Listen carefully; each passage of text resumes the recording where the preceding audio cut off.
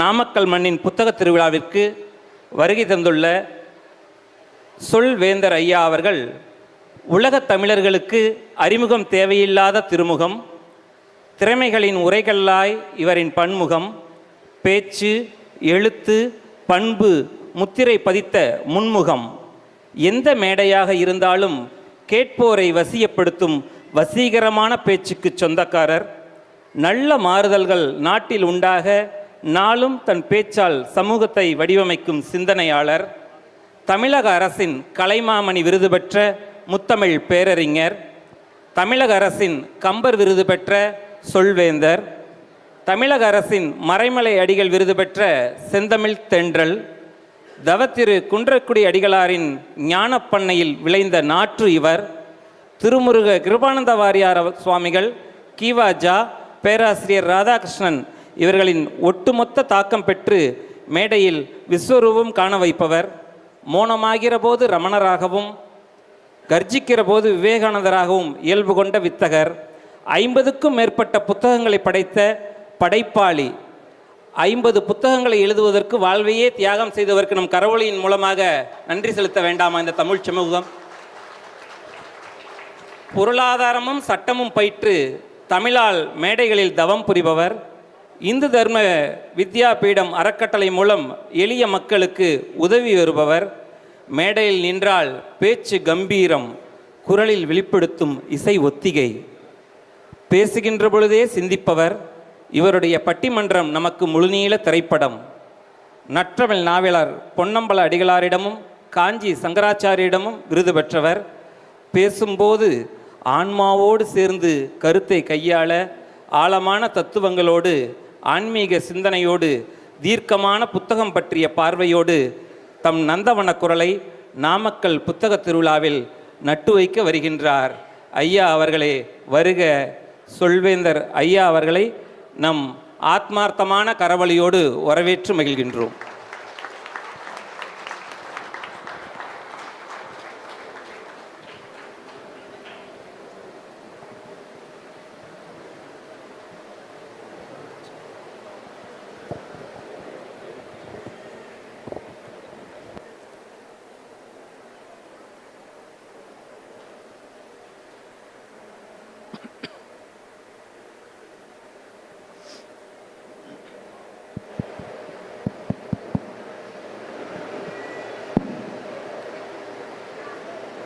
போற்றுதலுக்குரிய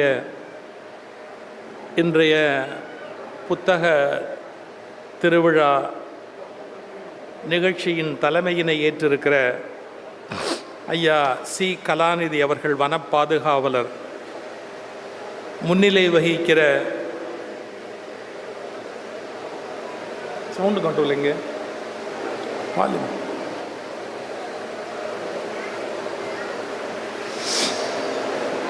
முன்னிலை ஏன்னா எக்கோ இருக்குது தம்பி, குறைச்சி வைங்க, நல்ல வால்யூம் குறைச்சிருங்க, கம்ப்ளீட்டாக குறைங்க.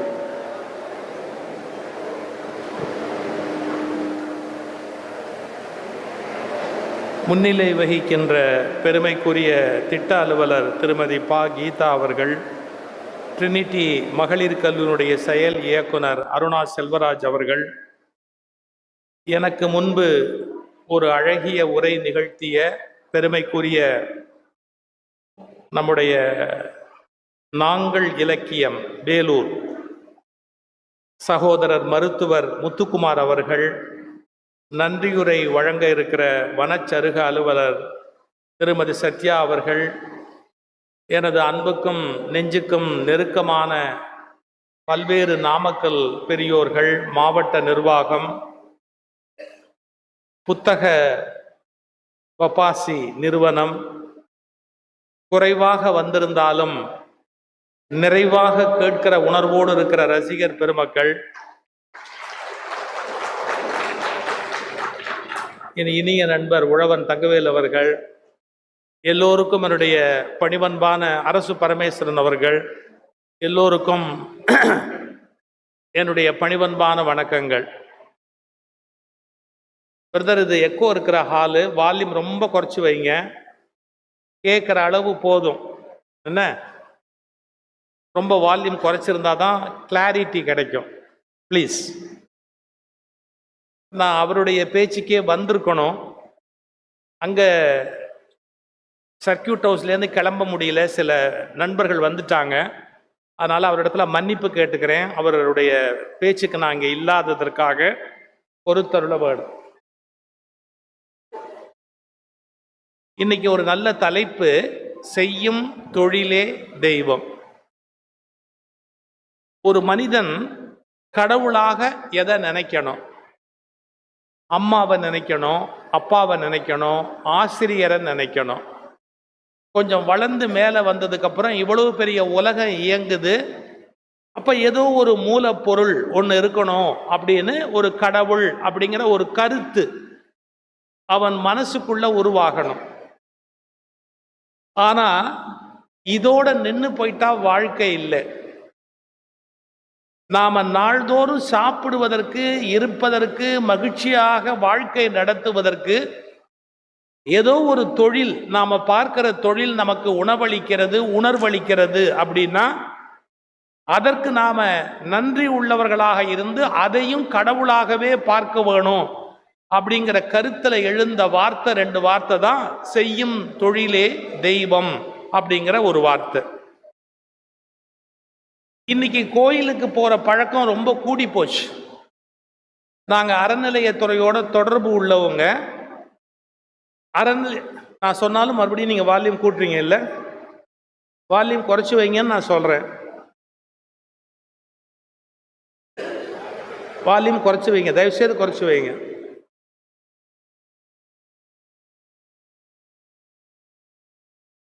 இப்போ அறநிலையத்துறையில எங்களுக்கு இருக்கிற சிக்கல் என்ன அப்படின்னு கேட்டா, கோயிலுக்கு நிறைய கூட்டம் வராங்க.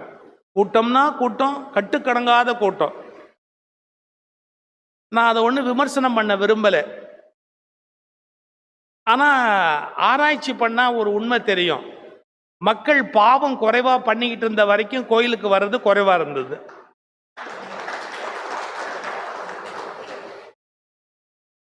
இப்ப கோயிலுக்கு நிறைய வர வர 8 மணி நேரம் 10 மணி நேரம் ஒரு கோயில்ல நிக்க வேண்டியிருக்கு. அப்படி நின்று நீங்க சாமி கும்பிடணும்னு நினைச்சா கூட அதுக்கு நேரம் கிடையாது. திருப்பதியில எப்படி ஜருகண்டின்னு வெளியில விரட்டுவானோ அது மாதிரி எந்த கோயிலையும் இப்ப நிக்கிறதுக்கு நேரம் கிடையாது. போ போ போ அப்படின்னு தர்ம தரிசனத்துல வர்றவங்கள விரட்டுவாங்க. தர்ம தரிசனத்துல வர்றவங்கள விரட்டுவாங்க. இது தர்ம தரிசனம்னா வேற ஒரு கியூல வர்றாங்களே, அதுக்கு என்ன பேரு? இது தர்ம தரிசனம்னா அதுக்கு என்ன பேரு? அதர்ம தரிசனம்னு பேரு. புரியுதா? அது அதர்ம தரிசனம். காசு கொடுத்துட்டு சாமியை பார்க்க போறது, விஐபி ரேங்க்ல கோயிலுக்குள்ள போறது, பட்டம் பதவி எல்லாத்தோடையும் கோயிலுக்குள்ள போறது அதர்ம தரிசனம். எழுதி வச்சுங்க. இது தர்ம தரிசனம், அது அதர்ம தரிசனம். இருக்கட்டும். இந்த அதர்ம தரிசனத்துல போறவங்கள நிக்க வச்சு பட்டு கட்டுவாங்க, பரிவட்டம் கட்டுவாங்க, மாலை போடுவாங்க. ஏன்னா அவங்கெல்லாம் ரொம்ப பெரியவங்க அப்படிங்கிறது இல்ல. அவங்களால பூஜை பண்றவங்களுக்கு சில லாபம் இருக்கு. அவங்களுக்கு சில லாபம் இருக்கு. எல்லாமே ஒரு குடுக்கல் வாங்கல் தானே. வாழ்க்கையே ஒரு குடுக்கல் வாங்கல் தானே. நம்ம பொண்ணு கொடுத்த இடம் மட்டும் சம்பந்தி இல்லை. இந்த உலகத்தில் இருக்கிற எல்லாருமே நம்ம சம்பந்தி தான். என்னத்தையோ ஒன்று கொடுக்குறோம், என்னத்தையோ ஒன்று எடுக்கிறோம். அத்தனை பேரும் சம்பந்தி தான். ஆச்சுங்களா? இதுதான் கோயில். 8 மணி நேரம் 10 மணி நேரம் வெயிட் பண்ணா சாமியை பார்க்கிறோம் அப்படிங்கிற உணர்வு இன்னைக்கு பல பகுதியில் கூடி இருக்கு.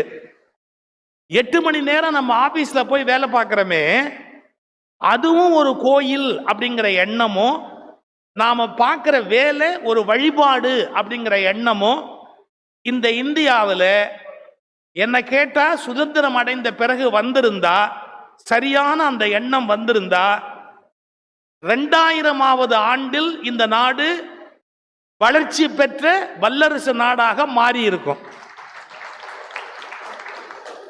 சும்மா நம்ம போஸ்ட்போன் பண்ணிக்கிட்டே இருக்கிறோம். 2000ல 2020ல 2050ல இப்படி தள்ளிக்கிட்டே போறோம். ஏன்? வேலை செய்யாம எப்படி சம்பாதிக்கலாம் அப்படிங்கிற மனோநிலைய நம்ம இந்திய மக்கள் மனசுல நிறைய உண்டாக்கிட்டோம். இன்னைக்கு உங்களுக்கு பிடிக்காத பல விஷயம் நான் சொல்ல போறேன். அதுக்காக நீங்க என்ன ஒன்றும் பண்ண முடியாது. இந்த பாருங்களேன், புதன் வியாழன் சரஸ்வதி பூஜை, ஆயுத பூஜை வருது. புதன் வியாழன், வெள்ளிக்கிழமை ஒர்க்கிங் டே, சனி ஞாயிறு லீவு. இந்த நடுவுல ஒரு ஒர்க்கிங் டே வந்தா ஆபீஸ் போகணும்னு நினைக்கிறவங்க எவ்வளவு பேர்? அதையும் லீவு போட்டுட்டா ஒரு 7 நாள் என்ஜாய் பண்ணலாம்னு நினைக்கிறவங்க எவ்வளவு பேர்? நல்ல கவனிங்க, அந்த ஒரு நாள் லீவு போட்டா என்ஜாய் பண்ணலாம்னு நினைக்கிறவன் இருக்கிற வரையில இந்தியா உருப்படவே முடியாது. ஏன்னா 5 நாள் கண்டினியூஸா ஒரு பேங்கோ ஏதோ ஒன்றும் லீவ் ஆயிட்டா இந்த நாடு நடக்காது அப்படிங்கிற கவலை இருந்தாதான் நாம நாட்டுப்பற்று உள்ளவர்கள் அப்படின்னு அர்த்தம். இன்னொன்னு சொல்லுவேன், யாரு கோவப்பட்டாலும் எனக்கு கவலை இல்லை. அந்த ஒரு நாள் நீ வராட்டியும் இந்த நாடு நல்லா நடக்கும் அப்படின்னு சொன்னா உன்னை ஆபீஸ்ல வச்சிருக்கிறதே தண்டம். ஏன் நானே இல்லாம தான் நல்லா நடக்குது என் நாடு. நான் கேட்கிறேன், ரயில் ஓட்டுற என்ஜின் டிரைவர் இல்லாம அன்னைக்கு ஓடுமா? யோசிச்சு பாருங்க. அன்னைக்கு வேலை செய்ய வேண்டிய ஒரு மனிதன் வேலை செய்யலைன்னா எத்தனை நிறுவனம் நின்று போயிடும். நீ வீட்டுல உட்காந்து டிவி பார்த்தா கூட இந்த கவர்மெண்ட் ஆபீஸோ இல்ல மற்ற டிபார்ட்மெண்ட்டோ இல்ல அந்த நிர்வாகமோ நடக்கும்னு சொன்னா நீ இருந்தா என்ன, செத்தாதான் என்ன? நான் வர வர ரொம்ப கோவப்படுறேன், அது வேற விஷயம். ஏன்னா இந்த நாட்டு மக்களுக்கு நாட்டை பற்றி அக்கறை இல்லை. நான் நல்லா இருக்கணும், நான் நல்லா இருக்கணும், நான் சௌரியமா இருக்கணும், நான் சந்தோஷமா இருக்கணும், எனக்கு வசதி வேணும் தான். ஆனா இத்தனையும் கொடுக்கிற இந்த நாடு எவ்வளவு நல்லா இருக்கணும். அப்ப எதனால இது வந்தது? இப்ப நான் அந்த கேள்வி கேட்கிறேன், இந்த எண்ணம் எதனால வந்தது? 90% இந்தியர்களுக்கு பள்ளிவாசலுக்கு போறது புண்ணியமான விஷயம், ஹஜ் போறது புண்ணியமான விஷயம், ஜெருசலேம் போறது புண்ணியமான விஷயம், கிறிஸ்துமஸுக்கு கோயிலுக்கு போறது பெரிய விஷயம், அது மாதிரி அலகாபாத்ல போய் கும்பமேளால போறது பெரிய விஷயம். இதெல்லாம் புரிஞ்சுதே ஒழிய தினம் ஆபீஸுக்கு போறது பெரிய விஷயம்ங்கிறது மண்டையிலேயே ஏறல. தினம் ஆபீஸுக்கு போறது நமக்கு மட்டும் இல்லை, இந்த உலகத்துக்கே அவசியமான ஒண்ணு அப்படிங்கிற எண்ணம் இன்னும் மனசுல ஏறவே இல்லை. ஒரு பஸ் டிரைவரால ஆயுத பூஜை அன்னைக்கு லீவு போட முடியுமா? ஆயுத பூஜை லீவுக்கு எல்லாரும் ஊருக்கு போகணும்னா, ஏன் தீபாவளிக்கு எல்லாரும் ஊருக்கு போகணும்னா போக்குவரத்து கழக டிரைவர் லீவு போடாம நைட் ஷிஃப்ட் சேர்த்து பார்த்தாதான் லட்சம் பேர் அடுத்த ஊருக்கு போக முடியும். இப்ப நான் கேள்வி கேட்கிறேன், ஆயுத பூஜைக்கு வீட்டுல போய் உட்காந்து டிவி பார்த்தவன் இந்தியாவுக்கு தேவையா? நீங்கெல்லாம் வீட்டுக்கு போறதுக்கு பஸ் ஓட்டிக்கிட்டு வந்த டிரைவர் இந்த நாட்டுக்கு தேவையா? அவங்க இல்லைன்னா என்ன ஆயிருக்கும்? அந்த 1,00,000 பேர் அவன் சொந்த ஊருக்கு போயிருக்க முடியுமா? முடியாது இல்ல. அவன் 4 கிழமை பார்த்தானா? பார்க்கல இல்ல. தீபாவளி அன்னைக்கு பஸ் ஓட்டுறாருல்ல ஒருத்தர், யோசிச்சு பாருங்க. அப்ப நம்ம மனசுல என்ன செட் ஆயிடுச்சு? கோயிலுக்கு போறது தான் தெய்வீகம், அதுதான் சாமி கும்பிடுறது, அவர்கிட்ட நம்ம விசுவாசமா இருக்கணும், கடவுளுக்கு பயப்படணும், நம்ம கடவுள்கிட்ட ஏமாற்றக்கூடாது. கடவுளிடம் எப்படி நீங்கள் ஏமாற்றக்கூடாதோ அப்படி இந்த பாரத தாயிடத்திலும் ஏமாற்றக்கூடாது என்ற எண்ணம் வந்தால் மட்டும்தான் ஒரு நாடு கோயிலாக ஆக முடியும். இதுதான் என்னுடைய விருப்பம், அதுக்கானதான் என்னுடைய போர். சரியா சொல்றதா இருந்தா ஒரு உதாரணம் சொல்ற பாருங்க. நம்ம உழைக்கிற வர்க்கத்தை மதிக்கிற பழக்கம் இருக்கா? யோசிச்சு பாருங்க. இப்ப இல்ல, ஒரு 150 வருஷத்துக்கு முன்னாடி ஒரு சம்பவம் சொல்றேன். கல்கத்தாவில் ஒரு 6-7 பசங்க பள்ளிக்கூடம் முடிச்சு காலேஜ் போற வயசு. இந்த மாதிரி பசங்க தெருவில் நின்று ஒரு 6-7 பேர் பேசிக்கிட்டு இருக்கிறான். ஒரு 150 வருஷத்துக்கு முன்னாடி இந்தியா எப்படி இருந்ததுங்கிறது சிலருக்கு தெரியும். எந்த வீட்லையும் கக்கூசு, இந்த மாதிரி டாய்லெட்லாம் கிடையாது. அருவருப்பா மலம் கிடக்கும். அதை யாராவது அள்ளி கூடையில வச்சு தலையில சுமந்துக்கிட்டு போய் அதை ஒரு இடத்துல போடணும். 150 வருஷத்துக்கு முன்னாடி இந்தியாவில் ஃப்ளஷ் அவுட் டாய்லெட்லாம் கிடையாது. கல்கத்தால கிடையவே கிடையாது. இந்தியாவிலேயே ஸ்லோவா முன்னேறிக்கிட்டு இருக்கிற மாநிலம் கல்கத்தா. இன்னும் நீங்க தகர டப்பா மாதிரி பஸ் பார்க்கணும்னா கல்கத்தால போனீங்கன்னா தகர டப்பா மாதிரியே பஸ் பார்க்கலாம். மெட்ராஸ்ல அப்படி பார்க்க முடியாது, எவ்வளோ மாறி போச்சு. கர்நாடகாவில் அப்படி பார்க்க முடியாது, எவ்வளோ மாறி போச்சு. மகாராஷ்டிராவில் மாறி போச்சு. ஆனா அந்த கல்கத்தால மட்டும் இன்னும் அது மாதிரி டப்பா பஸ் பார்க்கலாம். ஸ்லோவா முன்னுக்கு வர்ற ஒரு மாநிலம் அது. இருக்கட்டும், மலத்தை அள்ளணும்ல, அது மாதிரி கூடையில அள்ளிட்டு ஒரு அம்மா போறா, மலத்தை அள்ளிட்டு தெருவில் அப்படி நடந்து போறா. மலம் சாம்பலோட அள்ளுவாங்க, சாம்பலை மேல போட்டுதான் அள்ளுவாங்க. அது வடிஞ்சு அவ உடம்புல அந்த சாம்பல் அதுமா உடம்புல வடிஞ்சிருக்கு. அப்படியே பார்த்த உடனே எல்லாரும் அப்படியே அருவருப்பா நகர்றான். இந்த விளையாடிக்கிட்டு இருந்த அந்த பசங்கள்ல ஒரே ஒரு பையன் மட்டும் இருங்கடா அப்படின்ட்டு கிட்டக்க போய் அந்த அம்மாவை பார்த்துட்டு டக்குன்னு காலை தொட்டு அப்படி கும்பிட்டுட்டு, அம்மா வணக்கம் அப்படின்னா. அந்த அம்மா ஒன்றும் பொருட்படுத்தல, யாரோ கும்பிடுறான் அப்படின்ட்டு அலட்சியமா அவ பாட்டுக்கு போனான். அவளை கும்பிட்டுட்டு அவன் திரும்பி வந்தோன்னு இந்த பசங்கள்லாம் கேட்டான், நீ என்ன பைத்தியமா, ஒரு மலம் அள்ளுற பொம்பளைய போய் காலில் தொட்டு கும்பிடுறிய, உனக்கு அறிவு இருக்கா, வெக்கமா இல்லை? அவ யாரு, மலம் அள்ளுறவ, ஏன் கும்பிடுற? அந்த பையன் திருப்பி கேட்டான், நம்ம வீட்டில் குழந்தையா இருந்த போது மலம் போனா நம்ம அம்மா தானே அள்ளி இருக்கா.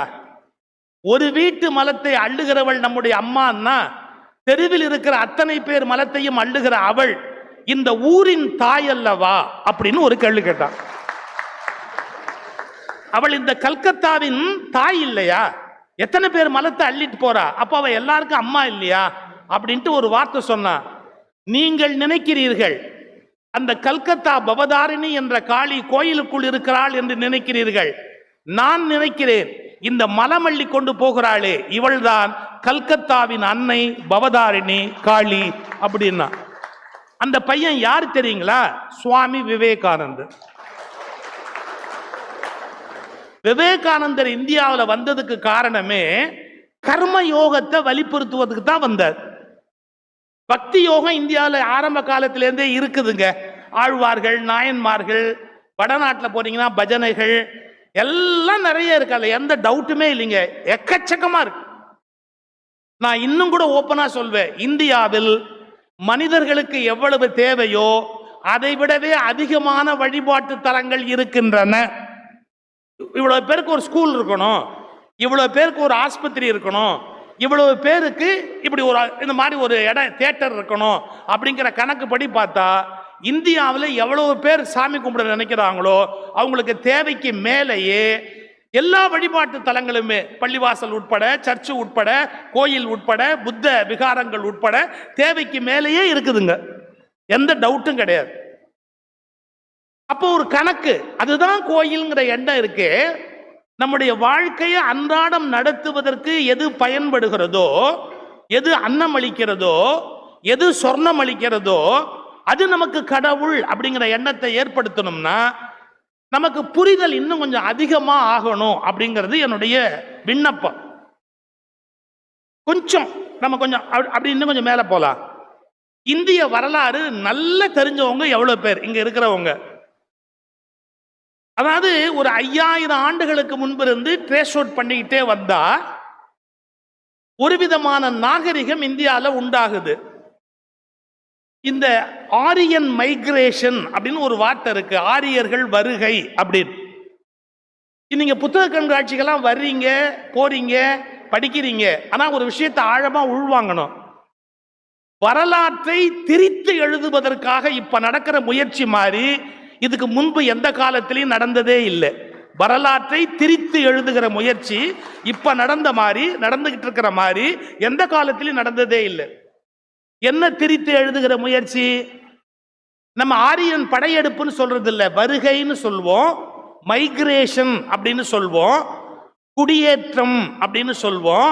அந்த வார்த்தையை கூட இந்தியன் ஹிஸ்டரியிலேருந்து எடுத்துட்டு ஆரியர் வருகை என்பது ஒரு மித்து, அது ஒரு கற்பனை என்று பொய்யாக வரலாற்றை திரித்து எழுதுவதற்கு நம்முடைய எத்தனையோ பெரியவர்கள் தயாராகிவிட்டார்.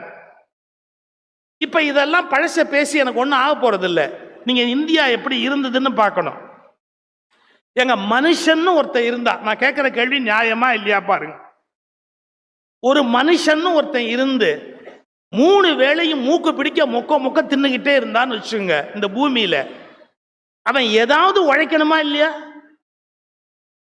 நம்ம வீட்லயே தின்னுட்டு ஒருத்தர் இருந்தா என்ன கேட்போம்? ஏன்டா தண்ட சோறு தின்னுட்டு வீட்டுல உட்காந்துருக்கேன், என்னத்தை வெட்டி முறிச்ச, என்ன கிழிச்ச?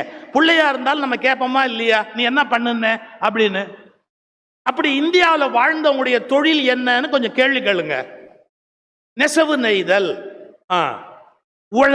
உழவு செய்தல், மண்பானை செய்தல், சரி, இரும்பை பட்டறையில் அடித்து ஆயுதங்கள் செய்தல், நிறைய இருக்கு. தங்க நகையா செய்தல், நூற்றுக்கணக்கான தொழில் பண்ண சமூகம் அப்படியே இருக்கு, எல்லாரும் இருக்கிறாங்க.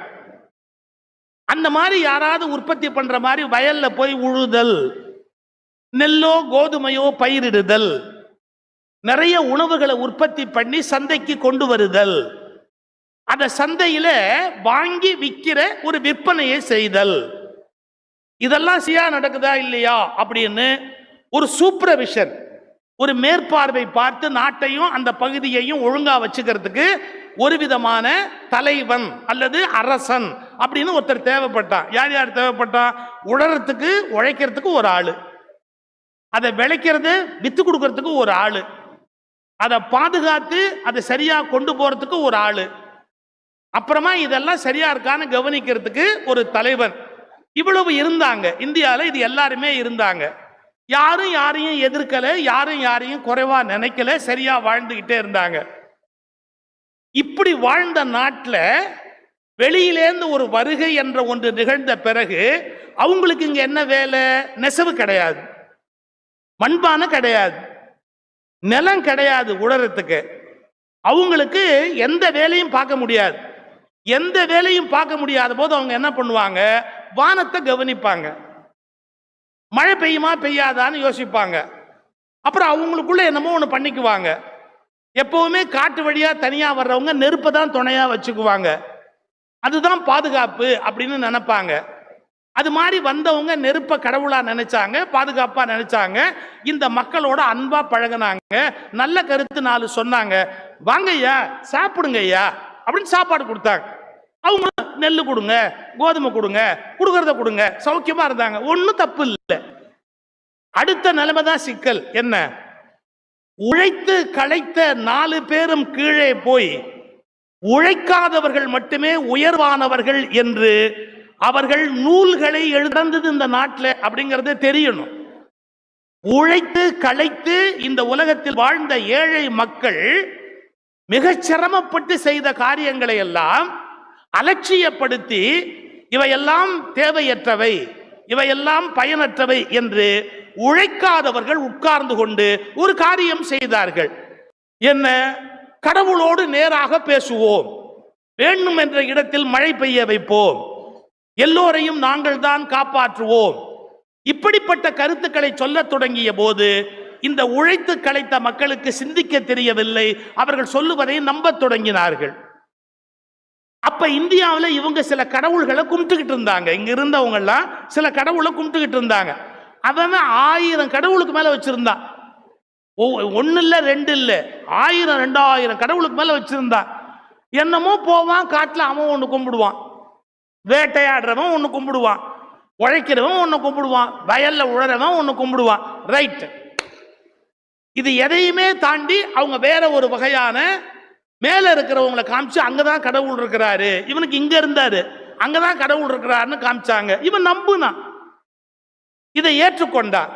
நாளாக நாளாக என்ன ஆச்சுன்னு கேட்டா, இவனுக்கு உழைப்பு கடவுள் அப்படிங்கிற எண்ணம் போய் கடவுள் அவன் கையில வச்சிருக்கிறதா கடவுள்ங்கிற எண்ணம் வந்ததுக்கு அப்புறம் உழைக்காமல் பிழைப்பது உயர்வு என்றும் உழைப்பது முட்டாள்தனம் என்ற எண்ணம் இந்திய மண்ணில் ஆழமாய் பதிந்து விட்டது.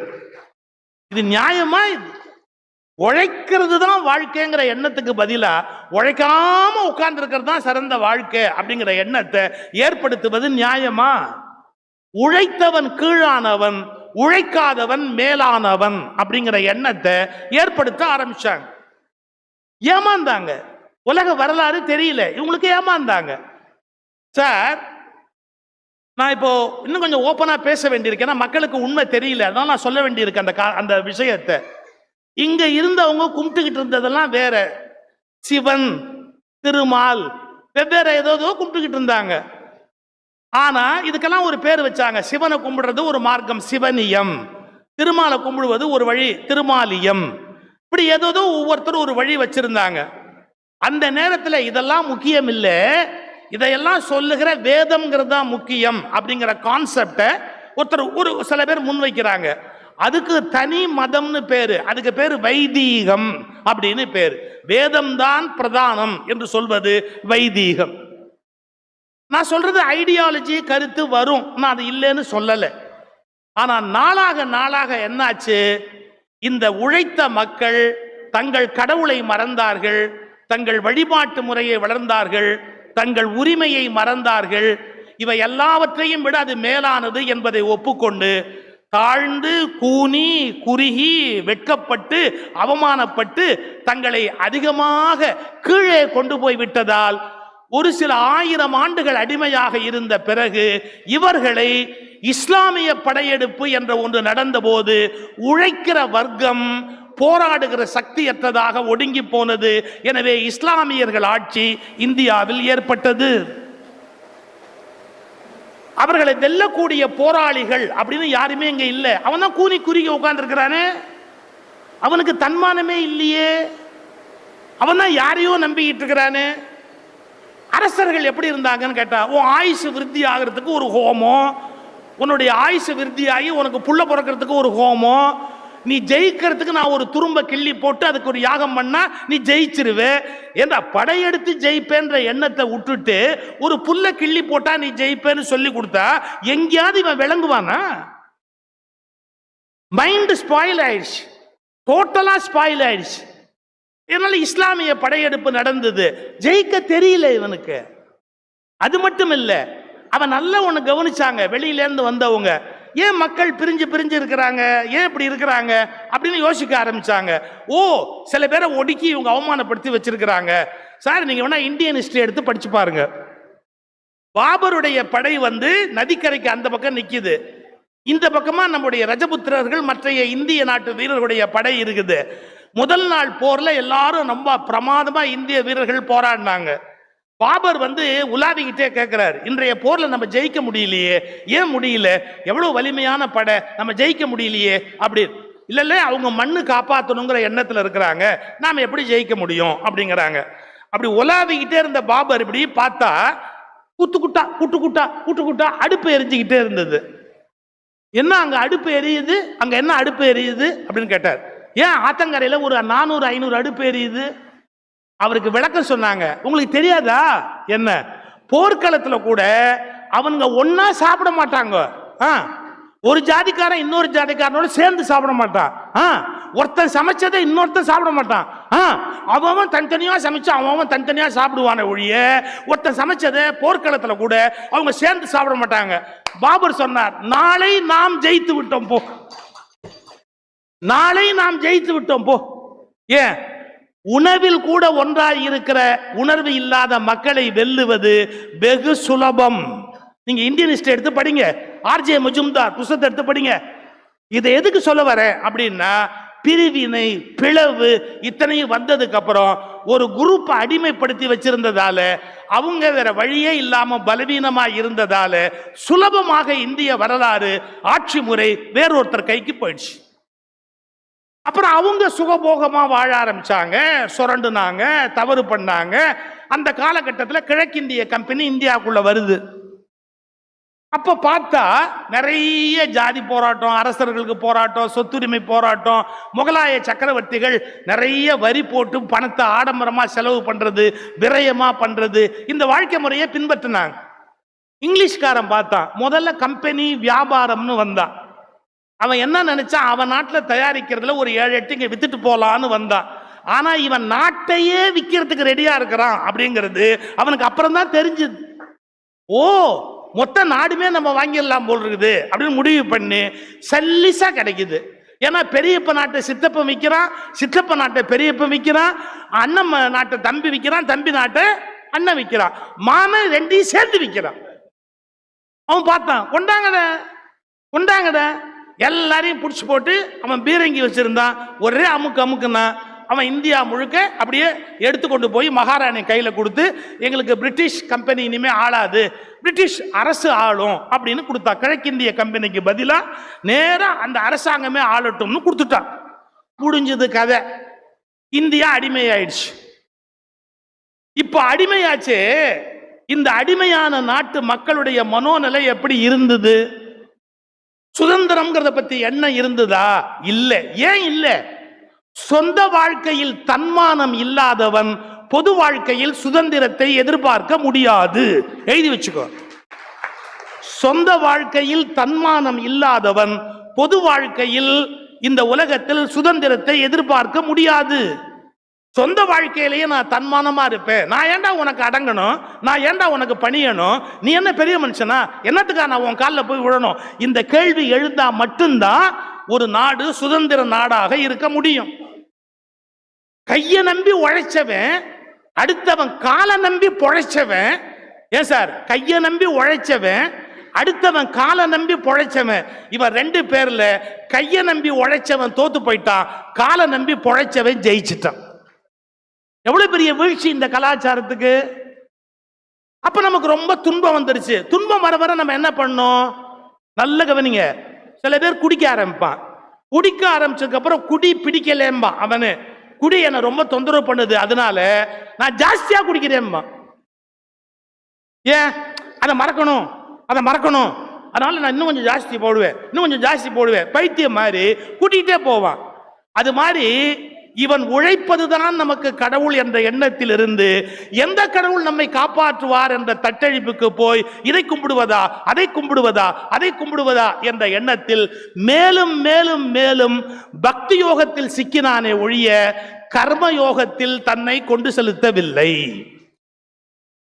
இந்த நெடிய வரலாறு இந்த நாட்டு மக்களுக்கு புரியல. நானும் ஒளிச்சு மறைச்சு என்னமோ பேசிக்கிட்டு தான் இருந்தேன். புரியும் புரியும் புரியும் புரியும்னு புரியல. இன்னும் எவ்வளவு நாள் நாங்க இருப்போம்னு தெரியாது. அதுக்குள்ள சொல்ல வேண்டியதை சொல்லிட்டு போயாகணும். இந்த நாட்டு மக்கள் கர்மயோகத்தில் இருந்து விலகி முற்றிலும் பக்தி யோகத்தில் போய் சிக்கி கொண்டார்கள். எந்த சாமியாவது எங்களை காப்பாத்தாதா அப்படிங்கிற எண்ணத்துக்கு வந்தாங்க. நல்லா புரிஞ்சுக்கணும். 1947 வரையில இவன் கும்பிட்ட எந்த சாமியும் வந்து காப்பாற்ற முடியல. ஒரு காந்தி வர வேண்டி இருந்தது, ஒரு நேரு வர வேண்டி இருந்தது, இன்னும் பல வஉசி வர வேண்டி இருந்தது, சுப்பிரமணிய பாரதி வர வேண்டி இருந்தது, பாலகங்காதர திலகர் வர வேண்டி இருந்தது. நிறைய பேர் வந்ததுக்கு அப்புறம் தான் ஒரு நம்பிக்கை இவனுக்கு வந்தது. ஆனா ஒண்ணு புரிஞ்சுக்கணும், நான் வந்து ஏதோ மதத்துக்கு எதிராகவே கருத்து சொல்றேன், பக்தி யோகத்துக்கு எதிராகவே கருத்து சொல்றேன்னு இல்ல. பக்தியை விட சுகமான விஷயம் உலகத்துல வேற கிடையாது. மனசுக்கு ஆறுதலான விஷயம் வேற எதுவுமே கிடையாது. நான் அடிக்கடி சொல்றது, நான் காலைல ராத்திரி படுக்க போனா MS பாட்டு போட்டு விட்டுருவேன். 1 மணி நேரம் கேட்பேன். காலைல ஏஞ்சேன்னா பல பேருடைய பாட்டு கேட்பேன். ரொம்ப இதமா இருக்கும் மியூசிக். அதுல ஒரு டிவோஷன், மனசுக்கு ஒரு நிம்மதி எல்லாம் தேவை. நான் இல்லைன்னு சொல்லல. ஆனா ஒண்ணு புரிஞ்சுக்கங்க, இவ்வளவும் கேட்டுட்டு நான் வேலை பண்ணாம இருந்தா எனக்கு சோறு கிடைக்காது. வெறும் அந்த மியூசிக் எனக்கு சோறு போடாது. நான் உழைக்கணும், பாடுபடணும், இந்த எண்ணம் எனக்கு வரும். இப்போ அதுக்கு என்ன குணம் வேணும், அதுதான் நான் இன்னைக்கு ஒரு 2 நிமிஷத்துல உங்களுக்கு நான் புரிய வச்சுட்டா என் பேச்சினுடைய பர்பஸ் இதான்னு தெரிஞ்சு போயிடும். 1, நாம என்ன வேலை பார்க்கிறோமோ அந்த வேலையை கடவுளா நினைக்கணும். நான் பக்தி யோகத்தில இருந்தே உங்களுக்கு உதாரணம் சொல்றேன், புரியுதா? ஏன்னா அப்பதான் நம்மளால புரிஞ்சுக்க முடியும். கிருஷ்ணன் நமக்கு கடவுள். அந்த கிருஷ்ணன் தேர் ஓட்டுறான். எதுக்காக தேர் ஓட்டுறான்? இன்னைக்கு 1000 ரூபாய் பேட்டா கிடைக்கும்னு ஓட்டினானா? இன்னைய தேதிக்கு நமக்கு சம்பளம் கிடைக்கும் அப்படிங்கிறதுக்காக இப்ப தேர் ஓட்டினானா? இல்ல. ஒரு நியாயமான யுத்தத்துல ஒருத்தன் ஜெயிக்கணும் அர்ஜுனன்னு முடிவு பண்ணி அவனுக்காக தேர் ஓட்டுறான். நல்லா யோசிச்சுக்கோங்க. நான் பெரிய கடவுள், நான் எப்படி தேர் ஓட்டுவேன்னு கேட்கல. நான் எவ்வளவு பெரிய ஆளா இருந்தாலும் இப்ப என்ன காரியம் நடந்தா இங்க வேலை நடக்குமோ அந்த காரியத்தை நான் செய்யணும். இந்த உணர்வு எத்தனை பேருக்கு இருக்கு இன்னைக்கு? இது சார், இது ஏன் இப்படி இருக்காங்க? அது என் பியூன் வரட்டும், அவன் வந்து எடுத்து வைக்கட்டும். ஏன் நீ வச்சா என்ன கை வெந்து போயிருமா? அது நான் செய்யக்கூடாது, அது அவங்க தான் செய்யணும். அவங்களுக்குரிய வேலை இது. எவ்வளவு மைண்ட் லாக் ஆயிருக்கு தெரியுங்களா? அது அமெரிக்க படையில வீரர்கள்லாம் உத்தரம் ஒன்று எடுத்து, ஒரு உத்தரம், கனமான உத்தரம், அந்த உத்தரத்தை எடுத்து நிறுத்த ட்ரை பண்றாங்க, முடியலீங்க, ரொம்ப கனமா இருக்கு. எல்லாரும் சிரமப்படுற போது குதிரையில ஒரு வீரன் வந்தான். அவன் பார்த்தான், குதிரையிலேருந்து ஒருத்தவங்க உத்தரவு போடுறான், லெஃப்ட்ல பிடி, ரைட்ல பிடி. இந்த வடிவேலு ஒரு படத்துல இந்த எல்லாரும் பொருள்களை தூக்கிட்டு போகும்போது அவன் இன்ஸ்ட்ரக்ஷன் கொடுத்துக்கிட்டே இருப்பான், அது விட்டுட்டீங்களாடா அப்படின்பா. அது மாதிரி அவன் இந்த உத்தரத்தை தூக்குறவனுக்கு இன்ஸ்ட்ரக்ஷன் கொடுக்குறான். அமெரிக்க படையில ஒரு வடிவேலு ஆச்சுங்களா. இந்த குதிரையிலேருந்து இருந்தவன் பார்த்தான், அறிவு கெட்டவனு, அவங்க அது கொஞ்சம் இன்னும் ஒரு கை கொடுத்தா சீக்கிரம் தூக்கிடுவாங்கன்னு உனக்கு தெரியல, அதை விட்டுட்டு உத்தரவு போட்டுக்கிட்டு இருக்கிற, அப்படி இப்படி இப்படி இப்படின்னு, முட்டாள் நகரு அப்படின்னு குதிரையிலேருந்து குதிச்சான். அவன் சேர்ந்து அந்த கையை பிடிச்சான், உத்தரத்தை நிமித்திட்டான், ஓரமா வச்சுட்டு இவனை பார்த்து கேட்டான், ஏன் நீங்க பிடிக்க மாட்டீங்களோ அப்படின்னு. அவன் சொன்னான், அதே எப்படி, நான் யார் தெரியுமா, யாரு, சூப்பர்வைசர். சூப்பர்வைசர்னா மேல நான் பார்க்கணும், மேற்பார்வை தான் பார்க்கணும், நான் எப்படி இந்த வேலையில போய் நான் இன்வால்வ் பண்ணிக்கிறது, நான் சூப்பர்வைசர் அப்படின்னா. இந்த பட்டிமண்டபத்தில் அரசு பரமேஸ்வரனுக்குலாம் நல்லா தெரியும், ஒரு ஜோக் சொல்லுவாங்க. எக்ஸாம் ஹாலில் காப்பி அடித்த பையனை பார்த்து ஆசிரியர் கேட்டாராம், ஏன்டா காப்பி அடிக்கிற? அவன் திருப்பி கேட்டான், சார் நீங்க யாரு சார்? நான் சூப்பர்வைசர். மேற்பார்வையாளர் மேலே பாருங்க சார், ஏன் கீழே பார்க்குறீங்க அனாவசியமா? மேற்பார்வையாளர் மேலே பாருங்க. நம்ம அப்படித்தானே அர்த்தம் பண்ணி வச்சிருக்கிறோம். அது மாதிரி இவன்லாம் சொல்றான், யார் இந்த சூப்பர்வைசர், நான் சூப்பர்வைசர், நான் நிர்வாகத்தை மேற்பார்வை தான் பார்க்கணும், நான் அதை தொட்டு தூக்கூடாது. அப்படிங்களா? இப்ப நான் பிடிச்ச உடனே அதை வச்சாச்சு இல்ல, நீங்களும் பிடிச்சிருந்தா எப்பவோ தூக்கி வச்சிருக்கலாம்ல, ஏன் தொடக்கூடாதான்னா? அதெல்லாம் நாங்க தொட மாட்டோம், என் ரேங்குக்கு அது ரொம்ப கம்மி உட அப்படின்ட்டு குதிரையில ஜம்ப் பண்ணி ஏறி உக்காந்து, இனி எப்ப இது மாதிரி உதவி தேவைப்பட்டாலும் என்ன கூப்பிடு, நான் வர்றேன், நான் வந்து ஒரு கை பிடிக்கிறேன், உதவி செய்ய தயாரா இருக்கிறேன். உடனே இந்த சூப்பர்வைசர் கேட்டான் ராணுவத்தில், உங்க பேர் தெரிஞ்சுக்கலாமா? என் பேரா ஜார்ஜ் வாஷிங்டன். உனக்கும் சேர்த்து நான் தாண்டா சூப்பர்வைசர், உனக்கும் சேர்த்து நான் தாண்டா தளபதி, நானே பிடிக்கலாம்னா நீ பிடிக்க கூடாத அப்படின்ட்டு குதிரையில காலை போட்டு வேகமா அவன் ஓட்டிட்டு போனான்னு அந்த சம்பவம் முடியுது. இந்த நாட்டில் என்ன மனோபாவம் வந்துருச்சுன்னு கேட்டா, ஒரு சிலர் உழைக்கிறதுக்குனே பிறந்திருக்கிறாங்க, மற்றவங்க மேற்பார்வை பார்க்கவே பிறந்திருக்கிறாங்க. இந்த எண்ணத்தை இன்றோடு நீங்கள் கை கழுவினால் மட்டும்தான் வீடு உருப்படும், நாடு உருப்படும், நீங்கள் உருப்பட முடியும். அந்த வேலையில இப்ப வேற யாருமே இல்லைன்னா நாம பார்த்தா ஒண்ணும் தப்பு இல்லை. மகாத்மா காந்தி லண்டன் போறாரு, அவருக்கு பெரிய ஒரு விழா நடத்துறாங்க, இவரை காணுமேனு தேடினா சமயக்கட்ட தட்டு கழுவுறாரு. ஏன்னா எல்லாரும் சாப்பிட வேண்டாமாப்பா, அப்ப தட்டு கழுவுனா தானே சாப்பிட முடியும் அப்படிங்கிற. அதான் நல்ல பண்புக்கு அடையாளம். இப்ப பாருங்க, நம்முடைய மனோநிலை என்ன போச்சு, உழைப்பு என்பது யாரோ செய்ய வேண்டியது, மேல்தட்டு மக்கள் உழைக்க கூடாது அப்படிங்கிற எண்ணம். உங்க வீட்டுல புள்ள வளர்க்குறீங்கல்ல, யாரு வளர்க்கறா, அதுவா வளருது இல்ல, புள்ள வளர்க்குறீங்களே, காப்பி குடிச்சதுக்கு அப்புறம் எச்ச டம்ளரை பையன் கழுவுறானா அம்மா கழுவுறாளா? காப்பி குடிச்ச பையன் காப்பி குடிச்ச டம்ளரை இங்க இருக்கிற அம்மால எத்தனை அம்மா கழுவுறீங்க? நீங்க உங்க பையனை முன்னேற விடாம கெடுக்குறீங்கன்னு அர்த்தம். இன்னைக்கு போன உடனே மாத்திருங்க, நாளை காலையில காப்பி குடிச்ச டம்ளரை கழுவி வைடா அப்படின்னு சொல்லிட்டு ஹஸ்பண்டையும் ஒரு பார்வை பாருங்க.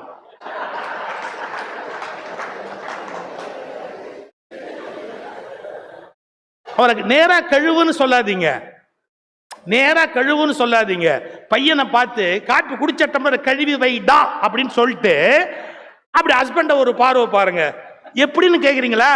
இப்போ சுப்ரீம் கோர்ட் ஜட்ஜி நம்ம கவர்னரை பார்த்தாங்க பாத்தீங்களா, அந்த மாதிரி ஒரு 24 hours உங்க பெருமையை காப்பாத்திங்கோ அப்படின்னாங்க பாருங்க. 24 hours வேற என்ன சொல்ல முடியும்? ஒரு மரியாதை, போஸ்டுக்கு ஒரு மரியாதை, அது மாதிரிதான் ஹஸ்பண்டுக்கு ஒரு மரியாதை. புரியுதா? இல்லைன்னா நாளைக்கு அவருக்கும் டா விழுங்கிறது தெரியணும், கணவன் அவருக்கும் தெரியணும் இல்ல. நான் கடுமையா பேசுறேன்னு நினைக்காதீங்க. ஏன் அவன் குடிச்ச காப்பி டம்ளர் அவன் கழுவுனா என்ன செத்துப்படுவேன்? செய்யணும். உடல் உழைப்பை வீட்டுல எல்லாரும் பகிர்ந்துக்கணும், அதுல நல்ல வாழ்க்கைக்கு அடையாளம். ஒய்ஃப் சமைக்கும் போது கூட போய் நின்று உதவி மாதிரியா செய்யுங்க, ஏதாவது வேலை செய்யுங்க, யாரு வேண்டாம்னா. ஏதோ உழைப்பது என்பது யாரோ ஒருத்தருடைய வேலை, உட்கார்ந்து என்ஜாய் பண்றதுதான் நம்ம வேலை நினைப்பு இருக்க. இந்த மேலாதிக்க மனோபாவம் ஒரு மிகப்பெரிய நோய். மேலாதிக்க மனோபாவத்தில் இருந்து சமூகம் வெளியில் வந்தாக வேண்டும். அது ஒரு பக்கம் அப்படியே இருக்கட்டும். நாம உழைக்கிற உழைப்புக்கு நிஜமாவே நம்ம மக்கள் எவ்வளவு பெரிய மரியாதை கொடுத்தாங்க. இந்த நாட்டில் பாருங்க, ஆயுத பூஜைன்னு ஒரு பூஜை வரும். கொத்துக்கரண்டி, அருவாளு, ஸ்பேனரு எல்லாத்தையும் வச்சு பொட்டு வச்சு சாமியா கும்பிடுவோம். ஏன்? உழைக்கிற கருவி எது சோறு போடுதோ நம்ம கடவுளுக்கு சமம். என்னுடைய புஸ்தகம் செய்யும் தொழிலே தெய்வம்னு என் புத்தகமே ஒன்று வந்திருக்குது. நான் தொடர்ந்து ஏதோ ஒரு பத்திரிகையில் எழுதினேன், அப்புறம் அதை புக்கா போட்டோம். அதுல ஒரு சம்பவம் எழுதியிருக்கிறேன். சக்கரவர்த்தி ராஜகோபாலாச்சாரியாரு வக்கீலா இருந்தார், வெரி சக்சஸ்ஃபுல் லாயர் ராஜாஜி. ஒருத்தன் குடிச்சுட்டு பொண்டாட்டி அடிச்சிட்டான், பயங்கரமா குடிச்சுட்டு பொண்டாட்டி அடிச்சிட்டான். அவ துணிச்சலா வந்து வக்கீல்கிட்ட சொல்லிட்டா, கேஸ் போட்டா. ராஜாஜி தான் அந்த மனைவிக்காக அப்பியர் ஆகிறாரு. ஜட்ஜி கேட்டாரு, நீ குடிச்சியா, மனைவி அடிச்சியா, நீ என்ன பண்ண அப்படி? அவன் சொன்னான், இல்லைங்க ஜமா, நான் குடிக்கவே இல்லைங்கோ, நான் ஒருபோதும் அப்படி குடிச்ச என் மனைவி அடிச்சதே இல்லைங்கோ, அவ்வளவும் பொய்யுங்கோ அப்படி. நீ சத்தியம் பண்ணுவியா அப்படின்னு கேட்டார். அவன் உடனே அவனுக்கு தெரிஞ்ச சாமி பேரு ஒரு 7-8 பேர், அவன் கும்பிடுற சாமி, கும்பிடாத சாமி, கேள்விப்பட்ட சாமி, எல்லா சாமி பேரையும் கிடுகிடுன்னு சொல்லிட்டு அத்தனை சாமி சத்தியமாவும் சொல்றேங்க, நான் குடிச்சதும் இல்லை, பொண்டாட்டி அடிச்சதும் இல்லைன்னா. இப்படி அந்த ஜட்ஜி ராஜாஜியை பார்த்துட்டு, வாட் யூ சே, அவன் தான் சத்தியம் பண்றானே, குடிச்சிட்டு அடிச்சது இல்லைன்னு சத்தியம் பண்றானு. ராஜாஜி பயங்கர கில்லாடி.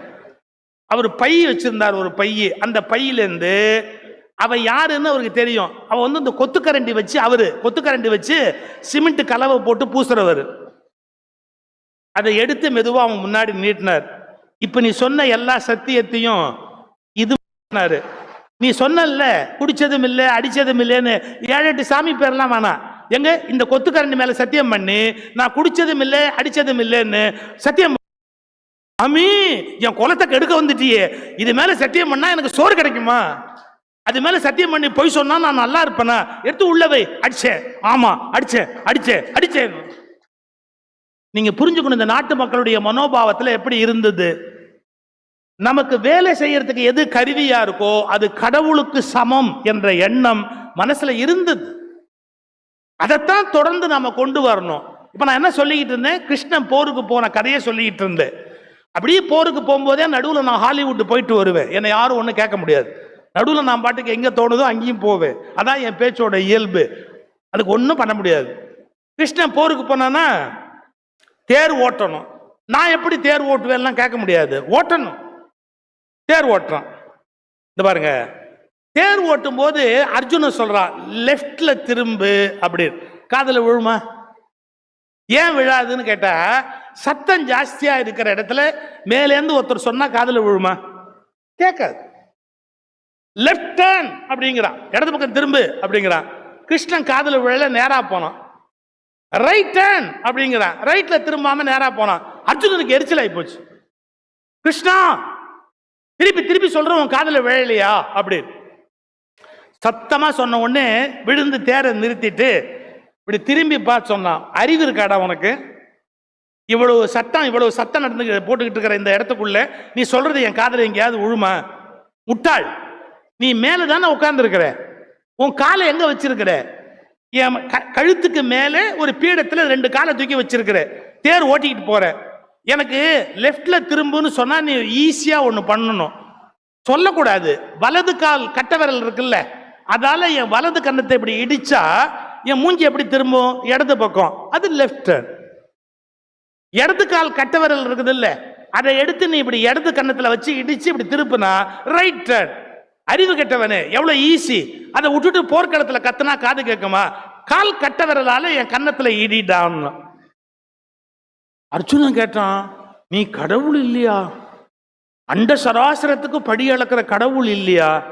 உன்னை நான் காலால மிதிச்சா பாவம் இல்லையான்? கிருஷ்ணன் சொன்னான், அதெல்லாம் வைகுந்தத்தோட சரி, இப்ப நான் தேர் ஓட்டி இந்த டியூட்டியை பெர்ஃபெக்டா பண்ணாதான் நானும் பிழைக்க முடியும், நீயும் பிழைக்க முடியும். புரியுதா? நீ எவ்வளவு பெரிய ஆளா இருந்தாலும் சரி, எந்த வேலை பார்க்கறியோ அதுக்குரிய யோகியதையோட நடந்துக்க. நீ எவ்வளவு பெரிய ஆளாவனாலும் இருக்கலாம், அதை பத்தி கவலை இல்லை. நீ இப்ப எந்த வேலையை எடுத்திருக்கிறியோ அந்த வேலைக்கு உரிய காரியத்தை நீ செஞ்சே தீரணும். இந்த உணர்வு வரலையே சார். இன்னைக்கு சொல்லிட்டு போட்டுமா, எந்த காலத்திலும் வேலையை விட நீங்கள் பெரியவர்கள் இல்லை, உங்களை விட வேலைகள் தான் பெரியவை. ஏன் தெரியுமா? நான் சொல்றது கொஞ்சம் கஷ்டமா இருக்கும் இந்த நாட்டில் கேட்கறதுக்கு. கலெக்டராக இருக்கிற தனிநபரை விட கலெக்டர் என்ற பதவி உயர்ந்தது. கவர்னராக இருக்கிற பதவி தனி மனிதனை விட அந்த பதவி உயர்ந்தது. ராஷ்டிரபதியாக இருக்கிற நபரை விட ராஷ்டிரபதி என்ற பதவி உயர்ந்தது. ஏனென்றால் மனிதர்கள் செத்து போவார்கள், பதவி சாவதில்லை, நீடித்து கொண்டே இருக்கும். அப்ப என்ன புரிஞ்சுக்கணும்? நான் இறந்துட்டா கூட அது அப்படியே நிற்கும். ஆனா நான் மனுஷன் இறந்து போறதுக்கு வாய்ப்பு இருக்கு. எந்த மனிதனும் பதவியை விட பெரியவன் இல்லை. ஏன் இந்த புரிதல்லாம் வரல யாருக்குமே? ஒருத்தருக்குமே அது மனசுக்குள்ள வரலையே. தப்பு இல்லையா அது? இப்ப கிருஷ்ணன் சொல்றான், நீங்க பகவத்கீதை படிச்சு என்ன பிரயோஜனம்? கிருஷ்ணன் சொல்றான், இப்ப நான் தேரோட்டுக்குரிய காரியத்தை நான் கரெக்டா பண்ணணும். வினோபா பாவே கீதை பேருரைகள்னு ஒரு புக்கை எழுதியிருக்கிறார். வாய்ப்பு இருந்தா வாங்கிட்டு போங்க.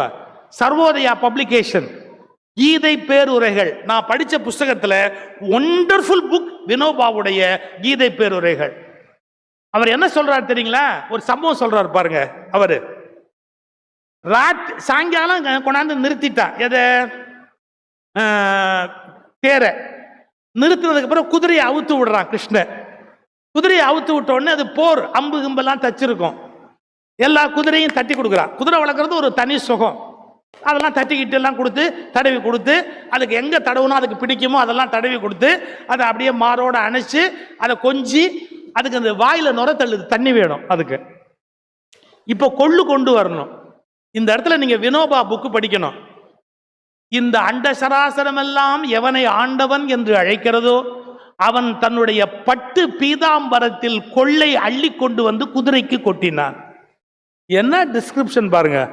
இந்த அண்ட சராசரம் எல்லாம் எவனை ஆண்டவன் என்று அழைக்கிறதோ அவன் தன்னுடைய பட்டு பீதாம்பரத்தில் கொள்ளை அள்ளி கொண்டு வந்து குதிரைக்கு கொட்டினான்.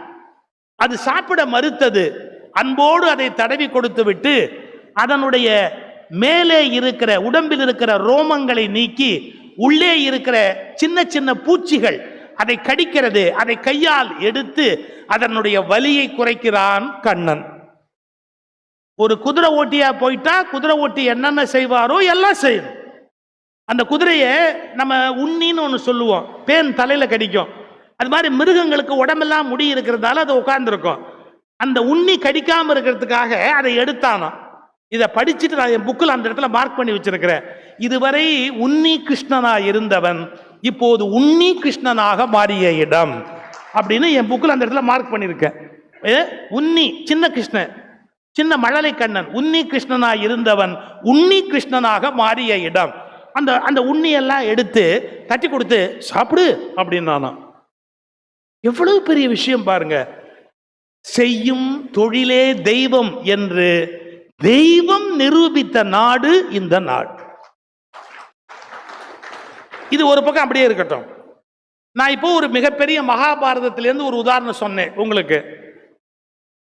எம்.ஆர். ராதா, நடிகவேள் எவ்வளவு பெரிய மனிதர்னு உங்களுக்கு தெரியும். நடிகவேள் எம்.ஆர். ராதா நடிப்பு துறையில எப்படி இருந்தாருங்கிறதுக்கு ஒரு சம்பவம் நான் சொல்லியிருக்கேன் முன்னாடியே. ஒரு முறை மலேசியாவுக்கு நான் நம்முடைய இந்த படத்துல ரத்த கண்ணில் நடிப்பாங்களே, பேர் என்ன,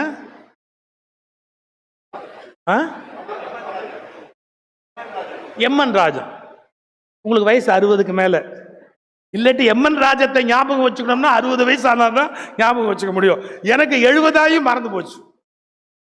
எம்.என். ராஜம் அம்மா வந்திருந்தாங்க. நாங்களாம் மலேசியா போயிருந்தோம். எம்.என். ராஜம், நான், எம்.எஸ். விஸ்வநாதன், டி.எம். சௌந்தரராஜன், சாலமன் பாப்பையா, நாங்கள் எல்லாரும் ஒரே வேன்ல மலேசியால போறோம். கண்ணதாசன் விழா ஊர் சுத்தி பார்க்கறதுக்கு. அப்போ எம்.என். ராஜா அம்மாட்ட நான் கேட்டேன், அம்மா நீங்க பெரிய புகழ்பெற்ற திரைப்பட நடிகை, ஒரு நல்ல சம்பவம் உங்க வாழ்க்கையில நடந்தது ஏதாவது சொல்லுங்க அப்படின்னு. ஒரு நிமிஷம் இப்படி யோசிச்சுட்டு, தம்பி அண்ணன் ராதா அண்ணன் எவ்வளவு பெரிய நடிகர் தம்பி. ஆமா ஆமா பெரிய நடிகர். ரத்த கண்ணீர் நீ பார்த்திருக்கியா தம்பி அப்படின்னா. பார்த்துருக்கேம்மா, சின்ன வயசுல பார்த்துருக்கேன். அதுல ஒரு காட்சி வரும், ஞாபகம் இருக்கா? அதாவது இவருக்கு எம்ஆர் ராதாவுக்கு குஷ்டம் முடிச்சிடும். அடே காந்தா அப்படின்னு சொல்லிட்டு இந்த கையை இப்படி வச்சுக்கிட்டு அவர் அவளை தேடி வருவார். இவங்க பணத்துக்கு ஆசைப்படுகிற ஒரு பெண்ணு, அதனால அடையணுங்கிற எண்ணத்துல குஷ்டரோகத்தோட எம்ஆர் ராதா வருவார். ஆனா அவர் உடலெல்லாம் நோயா இருந்ததுனால அவ்வளவு நாள் அவர்கிட்ட பணம் கறந்த இவங்க அவர் வரதை பார்த்து பயந்துகிட்டு போவாங்க. அப்படியே அவர் கிட்டக்க வருவார். இந்த சீன் எடுக்கிறாங்க தம்பி. டைரக்டர் சொல்றாரு, நீங்க அவங்க பெரிய கவுன் மாதிரி ஒன்று போட்டிருப்பாங்க, அதை அப்படி பிடிச்சிக்கிட்டு கிட்ட அப்படி ஓடி வருவாங்க. அப்ப எம்என் ராஜா அம்மா ஓடி வர மாதிரி இருந்தாங்க அந்த காலகட்டத்தில். கிட்டு அப்படி ஓடி படியில ரிவர்ஸ்ல ஏறுவாங்க, அப்படியே பின்னாடி ஏறுவாங்க, வேகமா போவாங்க. இவர் பின்னாடி துரத்திக்கிட்டே வருவார். ரத்த கண்ணீர் படத்துல பார்த்தா பாருங்க, கை குஷ்டத்தோட துரத்திக்கிட்டே வருவார். டைரக்டர் சொல்றார், இந்த சீன் எடுக்க போறோம், இதுல நீங்க ஒண்ணு பண்ணணும். என்ன? டக்குன்னு எம்ஆர் ராதாவை மூஞ்சி மேல உதைக்கணும், முகத்து மேல அப்படியே உதைக்கணும். எம்என் ராஜு சொன்னாங்களாம், என்ன பேசுறீங்க, அண்ணன் எவ்வளவு பெரிய நடிகர், திரைப்பட உலகத்துல எவ்வளவு பெரிய நடிகர், அவர் மூஞ்சில நான் காலால எட்டி உதைச்சா நான் விளங்குவேன்னா? முடியவே முடியாது. எவ்வளவு காசு கொடுத்தாலும் இந்த சீன் நான் நடிக்க மாட்டேன், தேவையில்லை, என்னால அப்படி அவங்களை எட்டி உதைக்க முடியாது. அப்ப எம்ஆர் ராதா சொன்னாரா, துட்டு வாங்குறல்ல, அதனால நீ உதைக்கணும், நீ வாங்குற துட்டுக்கு நீ உதைக்கணும், நான் வாங்குற துட்டுக்கு உதப்படணும். உதே நல்லா உதே அப்படின்னா. என்னென்ன உங்களை எப்படின்னா முகத்தில் எட்டி உதைக்கிறது? நான் வேணா டைரக்டர்கிட்ட சொன்னாங்களாம், சார் நான் உதைக்கிற மாதிரி காலை நீட்டுறேன், ஷார்ட் எடுத்து கட் பண்ணிடுங்க, அண்ணன் திரும்புற மாதிரி முகத்தை திருப்பட்டும், அப்ப முகத்துல கால் பட்ட மாதிரி எல்லாம் நினைச்சுக்குவாங்க, ஆனா கால் படாது, சரியா போயிடும் இல்லையான்னு. அப்ப எம்ஆர் ராதா சொன்னாராம், வானா பாக்குறவன் ஏமாந்து போடுவான், அவன் கொடுத்த துட்டுக்கு அவன் சந்தோஷப்படுவானமா, நீ உதே நான் வாங்கிக்கிறேன், உனக்கு என்ன வந்தது, உதே நல்லா உதே, சரி உதே அப்படி. என்னென்ன நீங்க சும்மா இருக்காம அப்படி ஷார்ட். முதல்ல இவங்களுக்கு கூச்சமா இருக்கு, எப்படி எம்ஆர் ராதா உதைக்கிறது அப்படின்னு. அதனால ஏதோ நர்ஸு பஞ்ச வச்சு ஒத்துற மாதிரி மெதுவா அப்படின்னாங்களாம். எம்ஆர் ராதா சொன்னாராம், ஷார்ட் நல்லா வரல, இன்னும் கொஞ்சம் ஃபோர்ஸ்ஃபுல்லா உதை, 1 2 4 7 தடவை அது மாதிரி மாறி மாறி எடுக்கிற போது கடைசியா எரிச்சல் தாங்காம இவங்க உதைச்ச உதையில அவர் உருண்டு போய் கீழே விழுந்த ஒண்ணு எம்ஆர் ராதா சொன்னாரா, ஷார்ட் ஓகே. ஏன் தெரியுங்களா? என்றைக்கும் ஒரு திரைப்பட நடிகனை விட சினிமா என்ற கலைதான் பெரியதே ஒழிய தனிப்பட்ட நடிகன் பெரியவன் அல்ல. இது நம்ம புரிஞ்சுக்கணும். நாம எந்த நிறுவனத்துல வேலை பார்க்கிறோமோ அந்த நிறுவனத்தோட கௌரவம் முக்கியம். நாம எந்த இடத்துல பணிபுரிகிறோமோ அந்த இடத்தினுடைய மேன்மை முக்கியம். தனிப்பட்ட நம்முடைய ஈகோ முக்கியமே இல்லை. அது கடைசி பட்சமா தள்ள வேண்டிய விஷயம் நம்முடைய ஈகோ. நீங்க பகவத்கீதையில கண்ணன் காட்டிய உதாரணம் ஆத்திகர்கள் பின்பற்றுகிறார்கள். மகாத்மா காந்தியை போல, பால கங்காதர திலகரை போல. நாத்திகனாக இருந்த எம்ஆர் ராதா பகவத்கீதை படிக்கவில்லை என்றாலும் தன்னை விட தன் கலை மேன்மையானது என்று செய்யும் தொழிலை தெய்வம் என்று மதித்தார். ஏன் இந்த மக்களுக்கு அதெல்லாம் புரியாம போச்சு? ஏன் உங்க வேலையை விட உங்களை பெரிய ஆளா நினைக்கிறீங்க? நான் நான் நான் நான் அப்படின்னு உங்களையே முக்கியமா நினைக்கிறீங்க? தயவு செய்து நாம நினைக்க முடியாது. அப்புறம் வேலையை நேசிச்சு வேலை செய்யணுமே ஒழிய, இந்த வார்த்தையை ரொம்ப கவனிங்க, வேலையை நேசிச்சு வேலையை செய்யணுமே ஒழிய வேலைக்கு சம்பளம் கிடைக்கும் பணம் கிடைக்குங்கிறது 2ஆம் பட்சம். அது ஆக்சிடென்டல், அதுவும் தானா சம்பவிக்குது. நாங்க பேசினா பணம் கொடுப்பாங்க, ஆனா அவனுக்கு பணம் கிடைக்குங்கிறதுக்காக பேசக்கூடாது. ரெண்டுக்கு வித்தியாசம் இருக்கு. இந்த நாட்டு மக்களுக்கு அது தெரியல. பணத்துக்காக பேசுறவனுடைய மென்டாலிட்டி வேற, ஆனா பேசிட்டதுக்கு பணம் வாங்குறவனுடைய மென்டாலிட்டி வேற. என் உழைப்பை நான் இலவசமா கொடுக்க மாட்டேன், மரியாதையா காசு கொடு, அது வேற. நீ காசு கொடுத்தா உனக்காக என்ன வேணாலும் பேசுவேன், அது வேற. இது புரியாததால தான் இன்னைக்கு எல்லா பேச்சாளரையும் கூட தப்பா பேசுறாங்க. நீ 2 கோடி ரூபாய் கொடுத்தா கூட நான் நினைக்காத விஷயத்தை ஒரு வார்த்தை என் வாயிலிருந்து வரவழைக்க முடியாது. நீ 2 கோடி வேணா கொடு, எனக்கு விருப்பம் இல்லாத ஒரு வார்த்தையை என் வாயிலிருந்து வரவழைக்க முடியாது. எனக்கு வேணாம். நீங்க நம்பினா நம்புங்க, நம்பாட்டி போங்க. எத்தனை டிவி விளம்பரங்கள்ல என்ன நடிக்க கூப்பிட்டாங்க. அப்ப நான் கொஞ்சம் நல்லா இருந்தேன், டை போட்டிருப்பேன் இல்லையா. வாங்க சார், இந்த ஜுவல்லரி விளம்பரம், வீடு விற்கிற விளம்பரம், அந்த விளம்பரம், இந்த விளம்பரம். அவங்க சொல்லுவாங்க 5 லட்சம் ரூபாய். எவ்வளவு நேரத்துக்கு? அப்படி போய் நின்று 30 செகண்ட் நீங்க போய் அந்த விளம்பரத்துக்கு பண்ணி கொடுக்கறதுக்கு 5 லட்சம் ரூபாய். நான் என்ன பதில் சொன்னேன் தெரியுங்களா? நான் என்ன சொன்னாலும் அது சத்தியமாக இருக்கும் என்று நம்புவதற்கு தமிழ்நாட்டில் 5 லட்சம் பேருக்கு இருக்கிறார். அப்ப நீ கொடுக்கிற 5 லட்சத்தை வாங்கிட்டு இது ஒசத்தின்னு நான் சொல்லி அது தப்பா இருந்தா, அந்த 5 லட்சம் பேருடைய மதிப்பு தான் எனக்கு முக்கியமே ஒழிய நீ கொடுக்கிற 5 லட்சம் எனக்கு அவசியம் இல்லை. நீங்க மிகையா கூட நினைக்கலாம். என்னுடைய வாழ்க்கையில நான் பணம் 2ஆம் பட்சம்னு தள்ள சம்பவங்கள் எவ்வளவோ உண்டு. எனக்கு நெருங்கினவங்களுக்கு மட்டும்தான் அது தெரியும். நம்ம உழைப்புக்கு காசு கேட்கறது தப்பு இல்லை, ஆனா காசுக்காக இஷ்டத்துக்கு என்ன வேணாலும் பண்ண முடியாது இல்லையா. இப்ப ஒரு அதாவது மனுஷனை எப்படி வேலை வாங்கலாம்னு சைக்காலஜில சொல்றா. 2 விஷயம்தான். நீங்க எந்த மனுஷனை வேலை வாங்குறதா இருந்தாலும் 2 விஷயம்தான். என்ன தெரியுங்களா? Either reward or punishment.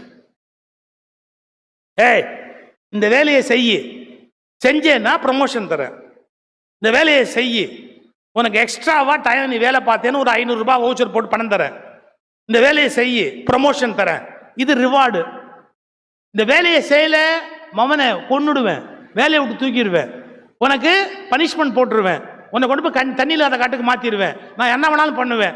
2 தான் சார் மனுஷனை வேலை செய்ய வைக்கிறது. ஒன்னு ரிவார்டு, இன்னொன்னு பனிஷ்மெண்ட்.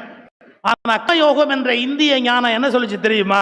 இது 2ஐயும் விட வேலையின் மீது உள்ள மரியாதையாலும் ஈர்ப்பாலும் அதில் கிடைக்கிற சந்தோஷத்தாலும் எவன் வேலை செய்கிறானோ அவன்தான் கர்மயோகி. சாரி, இந்த இன்டர்நேஷனல் தியரியை க்ளோஸ் பண்ணிட்டான் sir. Either reward or punishment தான் வேலை செய்ய வைக்கும் அப்படின்னு சொன்னாங்க. 2மே கிடையாது. எனக்கு ரிவார்டு கொடுக்கலனாலும் கவலை இல்லை, எனக்கு நீ பனிஷ்மெண்ட் கொடுத்தாலும் எனக்கு கவலை இல்லை. இந்த வேலை நான் செய்யணும்னு நினைச்சா செய்வேன். அந்த வேலை மேல எனக்கு இருக்கிற ஈடுபாட்டால நான் செய்வேன். அது பெருக்கிற வேலையா இருக்கலாம், சமைக்கிற வேலையா இருக்கலாம். வேலையின் மீது இருக்கிற ஈடுபாடு என்பது தனி இல்லையா.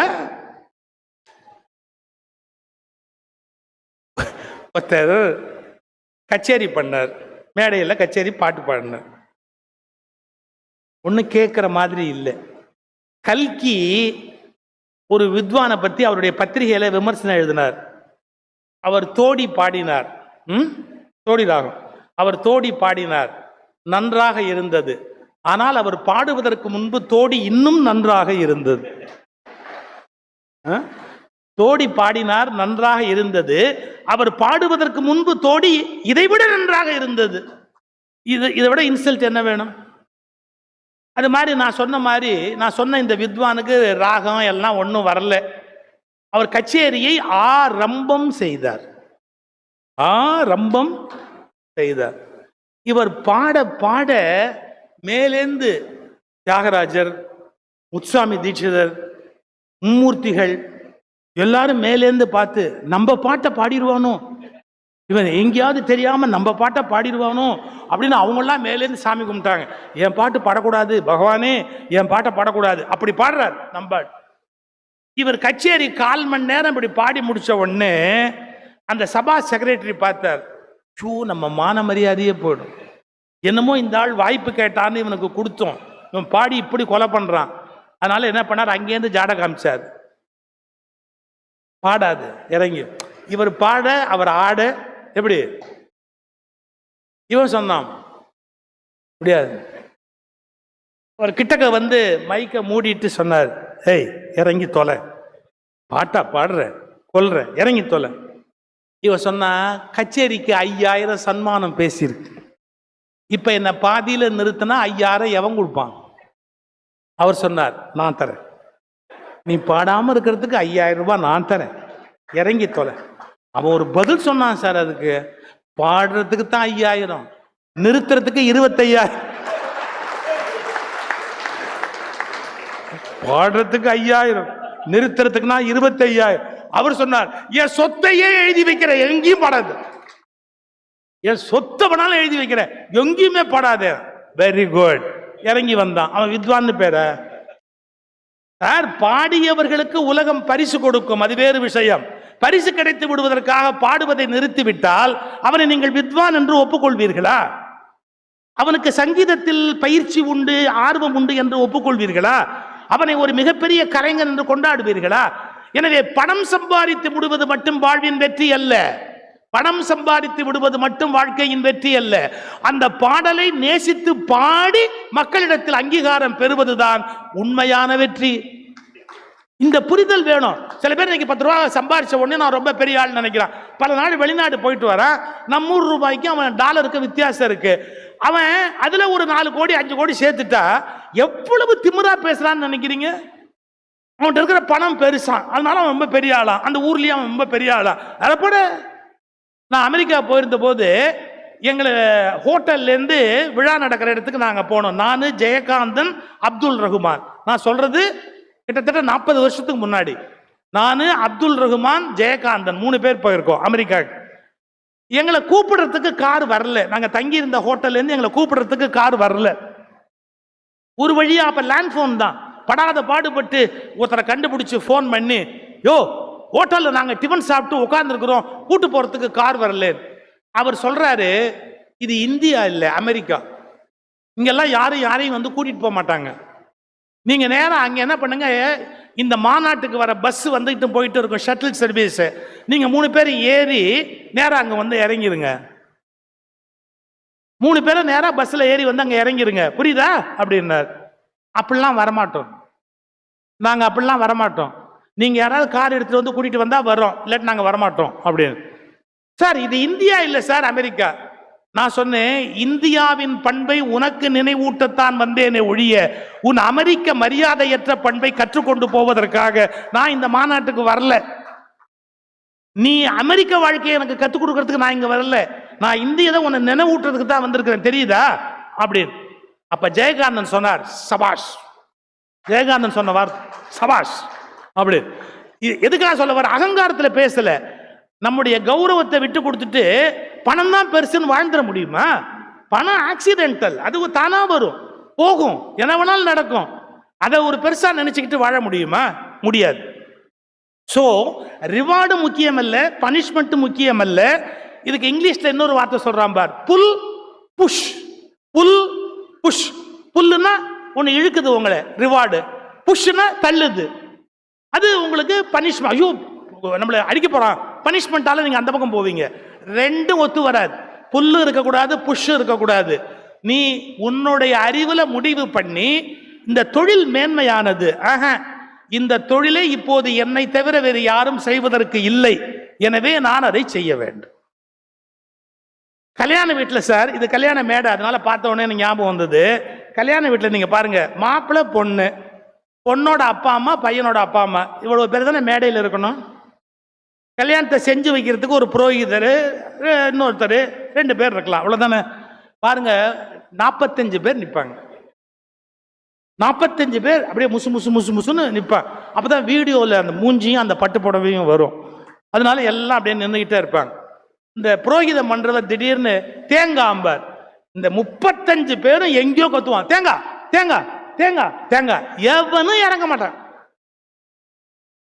ஏன்னா தேங்காய் முக்கியம் இல்ல, அவன் மூஞ்சி வீடியோல வர்றதுதான் ரொம்ப முக்கியம்.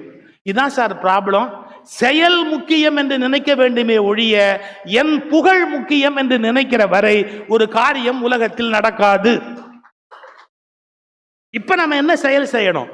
புல்லு இருக்கக்கூடாது, புஷ் இருக்கக்கூடாது, பனிஷ்மெண்ட்டும் கிடையாது, ரிவார்டும் கிடையாது. வேலையின் மீது உள்ள ஆர்வத்தால் அந்த வேலையை செய்தல். அக்கறை இல்லாம ஒரு வேலையை செய்யக்கூடாது. எனக்கு ரொம்ப நெருங்கிய நண்பர்ல ரொம்ப ஆத்மார்த்தமா நான் நேசிக்கிற ஒரு நண்பர் சண்முக வடிவேல். என்னால மறக்க, அவரை பேரை நான் சொல்லாம ஒரு மேடத்துக்குள்ள நான் போக மாட்டேன். ரொம்ப எனக்கு ஆத்மார்த்தமான நண்பர் அவர். ஏன்னா பேச்சாளர்கள் அவருக்கு பொறாமையே கிடையாது யார் மேலேயும், அதான் முக்கியம். அவரு ஒரு சம்பவம் சொல்ல, அவர் பள்ளி தமிழாசிரியர். இந்த தருமபுரி டிஸ்ட்ரிக்ட், சேலம், ஹொசூர், இந்த பேப்பர் திருத்தின போது அவருக்கு நடந்த ஒரு அனுபவத்தை அவர் சொன்னார். இவர் தமிழ் வாத்தியார், பேப்பர் வருது 20 பேப்பர், இவர் திருத்துறாரு. இவர் பக்கத்துல ஒருத்தர் திருத்துறாரு, அந்த சுமை தெரியக்கூடாதான், பாடி அப்படியே போட்டு போறாரு. அப்ப சண்முகோடி வேலை இப்படி எட்டி பார்த்துட்டு சொன்னாராம், யோ அந்த பேப்பரை பார்த்தா தெலுங்கு மாதிரி தெரியுதியா? ஏன்னு கேட்டீங்க, அங்க வந்து ஆந்திரா சித்தூர் பார்டர் மாதிரி ஒரு தெலுங்கு உண்டு, 2வது பாடம். கர்நாடகா கன்னடம் உண்டு, தமிழும் உண்டு. அதனால இவர் சொல்றார், யோ அதை பார்த்தா தெலுங்கு மாதிரி தெரியுதியா பேப்பர். இப்பெல்லாம் தமிழே தெலுங்கு மாதிரி தான் எல்லா பசங்களும் எழுதுறாங்க. ரொம்ப கண்டாரா இருக்கும். அப்படி ஒரு திருத்திக்கிட்டே இருக்கார் சார். ஒரு 10 நிமிஷத்துக்குள்ள இந்த கரெக்ஷன் சூப்பர்வைசர் இருக்காருல்ல, அவர் திடீர்னு இந்த ரூமுக்குள்ள வந்து, யோ இங்க யாருக்கோ பேப்பர் ஒரு கட்டு மாறி வந்திருக்குது, தெலுங்கு பேப்பர் கட்டு ஒருத்தருக்கு மாறி வந்திருக்குது, யார்கிட்டயா இருக்குது அப்படி நர்வஸ் ஆகி கேட்கிறார். அவர் திருத்த வேண்டிய தமிழ் கட்டு இங்க இருக்குது, தெலுங்கு பேப்பர் மாறி இருக்கு, யார்கிட்ட இருக்குன்னு. அப்ப நிதானமா அவர் இவரை பார்த்து கேட்டாராம், இது தெலுங்காவே இருக்குமோ? ஆமா ஐயா, முதல்லயே சொல்லக்கூடாது, நீ நான் சொன்னப்ப மட்டும் நீ மதிச்சிய அப்படி. அந்த சூப்பர்வைசர்கிட்ட உடனே இங்க இருக்குது அப்படின்ன உடனே அவர் வந்து இந்த பேப்பரை அப்படியே அள்ளிக்கிட்டு அவருக்கு தமிழ் பேப்பர் கட்ட தூக்கி போட்டு இந்த தெலுங்கு பேப்பரை எடுத்துக்கிட்டு போயிட்டார். சார் போயிட்டு ஒரு 1/2 மணி நேரம் கழிச்சு வந்து அவர் சொன்னதுதான் டாப்ன்னு. என்ன இவரை பார்த்து கேட்டாராம், ஏய்யா உனக்கு தெலுங்கு தெரியுமா? ஏன் அந்த ஆளும் அதே மார்க் தாயா போட்டிருக்கிறான்.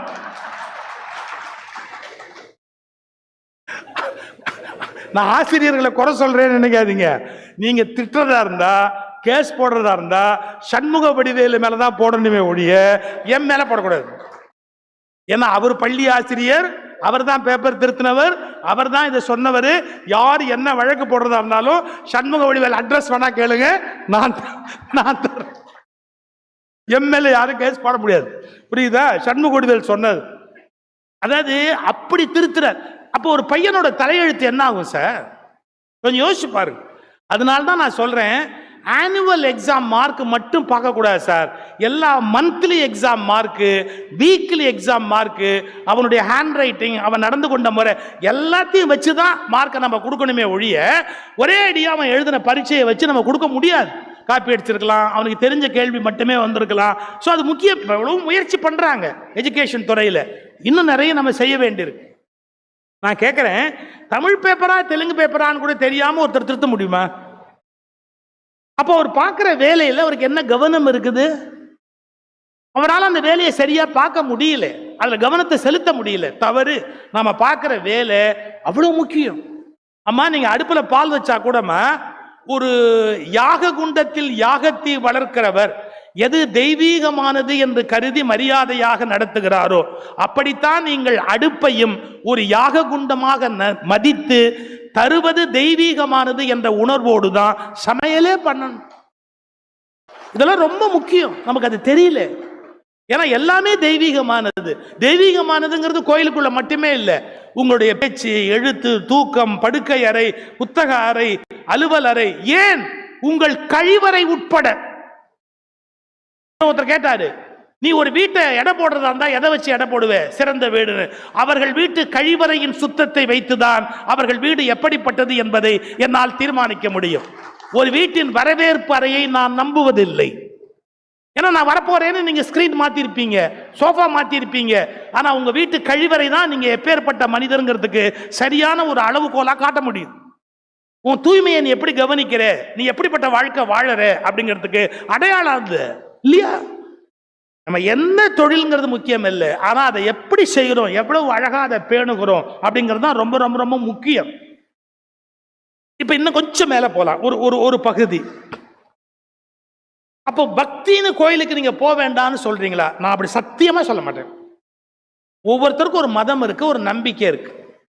அதுல உங்களுக்கு போகும்போது கிடைக்கிற திருப்திய, சந்தோஷத்தை வேற எதுலையும் கொடுக்க முடியாது.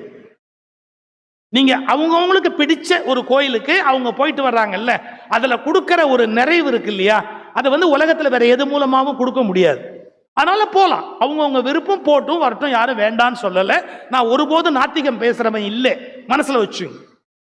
ஆனா அதுதான் தெய்வீகமானது. அதை தவிர மற்ற வேலையெல்லாம் பாழ் நினைக்கிறாங்க பாருங்க, அது தப்புன்னு சொல்றேன். அது ஒண்ணுதான் புனிதமானது. எது கோயில் புனிதமானது, இதெல்லாம் புனிதமானது இல்ல. அதுதான் உண்மையான பூஜை, இது பூஜை இல்ல. இல்ல, நீங்க காலையில எந்திரிச்சதுல இருந்து தூங்க போற வரைக்கும் செய்யற எல்லா செயலுமே பூஜை, எல்லா செயலுமே யாகம், எல்லா செயலுமே தவம். இந்த புரிதல் உங்களுக்கு வந்துட்டா வாழ்க்கை மாறி போயிடும். மகரிஷி என்ன சொல்றாரு, நீங்க தவம்னு பண்றது என்னன்னா, இந்த உலகத்துல சரியானபடி வாழுகிற முறையில வாழ்வது பெரிய தவம். திருவள்ளுவர் சொல்றாரு, உங்களை ஒருத்தன் திட்டும் போது உங்களால பொறுமையா இருக்க முடியும் என்றா, நல்ல கவனிங்க, உண்ணாது நோற்பர் பெரியார். ஒரு பெரியவர்கள் என்பவர்கள் உண்ணாமல் விரதம் இருப்பார்கள். அவனை விட பெரியவன் யார் தெரியுமா? பிறர் சொல்லும் இன்னாச்சொல் நோற்பாரின் பேர். எவனோ கண்ணா பின்னான்னு பேசுற. இப்பெல்லாம் எந்த வரையறையும் கிடையாது. பேச்சோ யூடியூபோ பார்க்கவே முடியாது. அதாவது கெட்ட வார்த்தைங்கிறதுக்கு அளவே கிடையாது. யார் வேணாலும் கெட்ட வார்த்தை தான், எதை திருப்பினாலும் கெட்ட வார்த்தை தான். என்ன வேணாலும் பேசலாம், யாரை பத்தி வேணா பேசலாம், எவ்வளவு வேணாலும் சொல். ஏன் சார், மகாத்மா காந்தி எத்தனை பெரிய மனிதர் சார். மகாத்மா காந்தி எவ்வளவு இந்த நாட்டுக்காக தன்னை அர்ப்பணிச்ச ஒரு பெரிய மனுஷன். அவரை பத்தி கூட கூச்சு, அவர்கிட்ட குறை இல்லாம இருக்காது. இந்த உலகத்துல குறை இல்லாதவன் யார் இருக்கிறா? அவர் இன்னதுதான் பேசுறதுன்னு இல்லையா? கவலையே இல்லை. இந்த நாடு மாதிரி ஒரு நன்றி கெட்ட மனிதர்கள் வாடுகிற நாட்டை வேற இடத்துல போய் பார்க்க முடியாது. அதாவது காந்தி சுதந்திரத்துக்கு பாடுபட்ட போது அவர் தான் கெடுத்துட்டார் இந்த நாட்டு. ஏன்? அப்ப இருந்த மற்றவங்க சுதந்திரம் வாங்க வேண்டாம்னு யாராவது கையை பறிச்சானா? எல்லாம் ஒளிஞ்சுக்கிட்டு, அப்ப போய் எல்லாம் ஒளிஞ்சுக்கிட்டு போய் நின்று பேசி வாங்கி கொடுத்த மனுஷனை கேவலமா பேசுறானு. இது மாதிரி ஒரு நன்றி கெட்ட நாடு வேற எங்க போய் பார்க்க முடியும்? காந்தியை இறந்து போன மனிதனை கேவலமா பேசலாமா? இன்னைக்கு சொல்லி கொடுத்துட்டு போற உங்களுக்கு, பதில் சொல்ல முடியாதவர்களை பற்றி விமர்சிக்காதீர்கள். இப்ப காந்தி எழுச்சி வந்து பதில் சொல்ல முடியுமா? நான் ஏன் அப்படி நடந்துகிட்டேன்னு தன்னுடைய தன்னிலை விளக்கம் கொடுக்க முடியுமா? நான் ஏன் அந்த மாதிரி ஒரு காரியத்தை செஞ்சேன்னு அவர் விளக்கம் சொல்ல முடியுமா? இன்னைக்கு தெரிஞ்சுக்கங்க, யாரால் தன்னிலை விளக்கம் கொடுக்க முடியாதோ அவர்களை விமர்சிப்பதை நாம் விட்டுவிட வேண்டும். நமக்கு அந்த உரிமை இல்லை, அவங்களுக்கு வர முடியாது, மறுபடியும் வந்து தன்னிலை விளக்கம் கொடுக்க முடியாது. புரிஞ்சுக்கணும் அதை. அவர் சரி தப்பெல்லாம் அப்புறம், அவர் தன்னிலை விளக்கம் கொடுக்க முடியாதபடி நீ என்ன இருந்துச்சு அவரை போட்டு திட்டிக்கிட்டே இருக்கிறது தவறு. சரி, அது ஒரு பக்கம் அப்படியே இருக்கட்டும். பக்த விஜயம்னு ஒரு நூல் இருக்கு சார். இந்த பக்த விஜயன் நூல்ல பாண்டுரங்கன்னு ஒரு வடிவம், ஒரு வரலாறு இருக்கு. அந்த பாண்டுரங்கர் வரலாற்றுல அவர் எப்படி பாண்டுரங்கரா வந்தார்னு அந்த கதை, அழகான கதை. புண்டரீகன், புண்டரீகன்னா தாமரை போன்ற கண்களை உடையவர். அவன் கங்கையில போய் குளிக்கணும், தன் பாவத்தை எல்லாம் போய் தொலைக்கணும், கங்கையில போய் குளிக்கணுங்கிற எண்ணத்தோட போறான். அவன் கங்கைக்கு போகும்போது இது பாருங்களேன், நாளைக்கு காலையில கங்கைக்கு போயிடலாம். அந்த டிஸ்டன்ஸ், அந்த டிஸ்டன்ஸ்ல ராத்திரி தூங்குறதுக்கு அந்த காலத்துல ஹோட்டல்லாம் கிடையாது. ஒரு முனிவருடைய ஆசிரமத்துல திண்ணை இருந்தது. அதுல தங்கிக்கலாமான்னு கேட்டான். தாராளமா படுத்துக்கங்கப்பா. அவன் சொன்னா, நான் படுத்துட்டு காலையில் ஏஞ்சி கங்கையில போய் குளிச்சுட்டு நான் கிளம்பிடுவேன், படுத்துக்கோ அப்படின்ட்டாங்க. படுத்துட்டான். புது இடம், உனக்கு தூக்கம் வரல, அப்படியே படுத்திருந்தான். ராத்திரி ஒரு 2:30 மணி 3 மணி இருக்கும். கருன்னு என்னமோ உடம்பெல்லாம் அழுக்கா அசிங்கமா ஒரு 3 பெண்கள் அங்கேருந்து உள்ள வந்து விறுவிறு அந்த ஆசிரமத்துக்குள்ள போய் கூட்டி பெருக்கி சுத்தம் பண்ணி வாசல்ல கொண்டாந்து தண்ணி தெளிச்சு எல்லா வேலையும் பண்ணாங்க. இவனுக்கு சுத்தமா முழிப்பு வந்துருச்சு. இப்படி பார்த்தான். அந்த ஆசிரமத்துக்கு செய்ய வேண்டிய பணிகள் எல்லாம் ஒரு 2 மணி நேரம் அவங்க எல்லாம் செஞ்சு முடிச்சுட்டு வெளியே வரும்போது பார்த்தா இவனால் நம்பவே முடியல. ஏன்? அவ்வளவு அழகா, அவ்வளவு அப்சர ஸ்திரீகளா, அவ்வளவு பிரமாதமான அழகோட அந்த 3 பெண்களும் வெளியே வராங்க. இவன் அவங்கள மறிச்சு கேட்டான், நீங்க யாருன்னு தெரிஞ்சுக்கலாமா? முதல்ல விகாரமா 3 பெண்கள் உள்ள போனாங்க, இப்ப இப்படி தேவதைகள் மாதிரி 3 பெண்கள் வெளியே வரீங்க, நீங்க யாருன்னு தெரிஞ்சுக்கலாமா? சரி, நீ பார்த்துட்டே சொல்றோம், நான் தான் கங்கைன்னா, நான் தான் யமுனைன்னா, நான் தான் சரஸ்வதி. நீங்க 3 நதிகள் புண்ணிய நதிகளா? ஆமா. இந்த முனிவர் வீட்டுக்கு எதுக்கு வந்தீங்க? அவன் சொன்னா பாரு ஒரு பதில். அதான் அவன் பாவத்தை கொண்டாந்து எங்க கிட்ட விட்டுறான். நாங்க கடவுள்கிட்ட போய் கேட்டோம், இதை எப்படி நாங்க போக்குறதுன்னு. ஏதோ இந்த முனிவருக்கு தொண்டு செஞ்சு உங்க பாவத்தை போக்கிக்கங்கன்னு சொன்னாரு. அதனால இவர் வீட்டுல வந்து தொண்டு செஞ்ச உடனே அன்னைய பாவம் அன்னைக்கே போய் நாங்க அழகாகி திருப்பி போயிடுவோம். இதுக்கும் கும்பமேளாவுக்கும் எந்த சம்பந்தமும் இல்லை. அது தனி, இது தனி. அது வேற கம்பார்ட்மெண்ட், இது வேற கம்பார்ட்மெண்ட். கொடுங்க. அப்படியே தகச்சு போனோம். அப்ப உள்ள இருக்கிற முனிவர் பேர் என்னன்னா குக்குட முனிவர்னு பேர். சந்தேகம் இருந்தா பக்த விஜய நூல் எடுத்து படிங்க. இன்னைய தேதி வரைக்கும் சார் ஒரு ஆதாரம் இல்லாமல் ஒரு வரி கூட நான் பேசியதாக வரலாறு கிடையாது. நானா ஒரு வார்த்தை கற்பனை பண்ணி பேச மாட்டேன். ஆதாரம் இல்லாம ஒரு வரி இல்லை. பக்த விஜய நூல் எடுத்து பாருங்க. உள்ள இருக்கிறவர் குக்குட முனிவர்னு பேரு. அப்படின்னா அவர் என்ன புண்ணியம் பண்ணி என்ன மந்திரம் ஜெபிச்சு என்ன பண்ணார்? ஒன்னும் பண்ணல. பின்ன என்ன பண்ணார்? அவங்க அப்பா அம்மாவுக்கு அவரு வச்சு காப்பாத்துறது. அவங்க அம்மா ஆசீர்வாதம் பண்றாங்க, நல்லா இருப்பே அப்படின்னு. அந்த புண்ணியத்தை பண்ணதுனால அவருக்கு அவ்வளவு பெரிய புண்ணிய பலன். இவன் யோசிச்சான், அவங்க அப்பா அம்மாவை அனாதையா அங்க விட்டுட்டு இவன் கங்கையில போய் குளிச்சு புண்ணியம் தேடலான்ற எண்ணத்தோட வந்தான். நான் எவ்வளவு பெரிய அறிவு கெட்டவன். எங்க அப்பா அம்மாவுக்கு வயசான காலத்துல தனியா அங்க தவிக்க விட்டுட்டு நான் முட்டாள்தனமா இங்க வந்து நான் புண்ணியம் தேடணும்னு வந்தேன்னு எனக்கு கடவுள் புரிய வச்சுட்டாரு அப்படின்னு குடிசையை கும்பிட்டான், குக்குட முனிவரை கும்பிட்டான். நேரா புறப்பட்டு வீட்டுக்கு வந்து அப்பா அம்மாவுக்கு பணிவிட பண்ணான். அப்பா அம்மா தான் கடவுள், அப்பா அம்மா தான் கடவுள், அப்பா அம்மா தான் கடவுள்னு வாழ ஆரம்பிச்சு. இன்னைக்கு சொல்றேன், உங்கள் தாய் கால் வலிக்க, தந்தை தோல் அலிக்க, நீங்கள் தாய்க்கும் தந்தைக்கும் தர வேண்டிய ஆறுதலை, அரவணைப்பை, அன்பை தராமல் எத்தனை கோயிலுக்கு போய் வந்தாலும் உங்கள் பாவம் தொலையாது, தொலையாது, தொலையவே தொலையாது.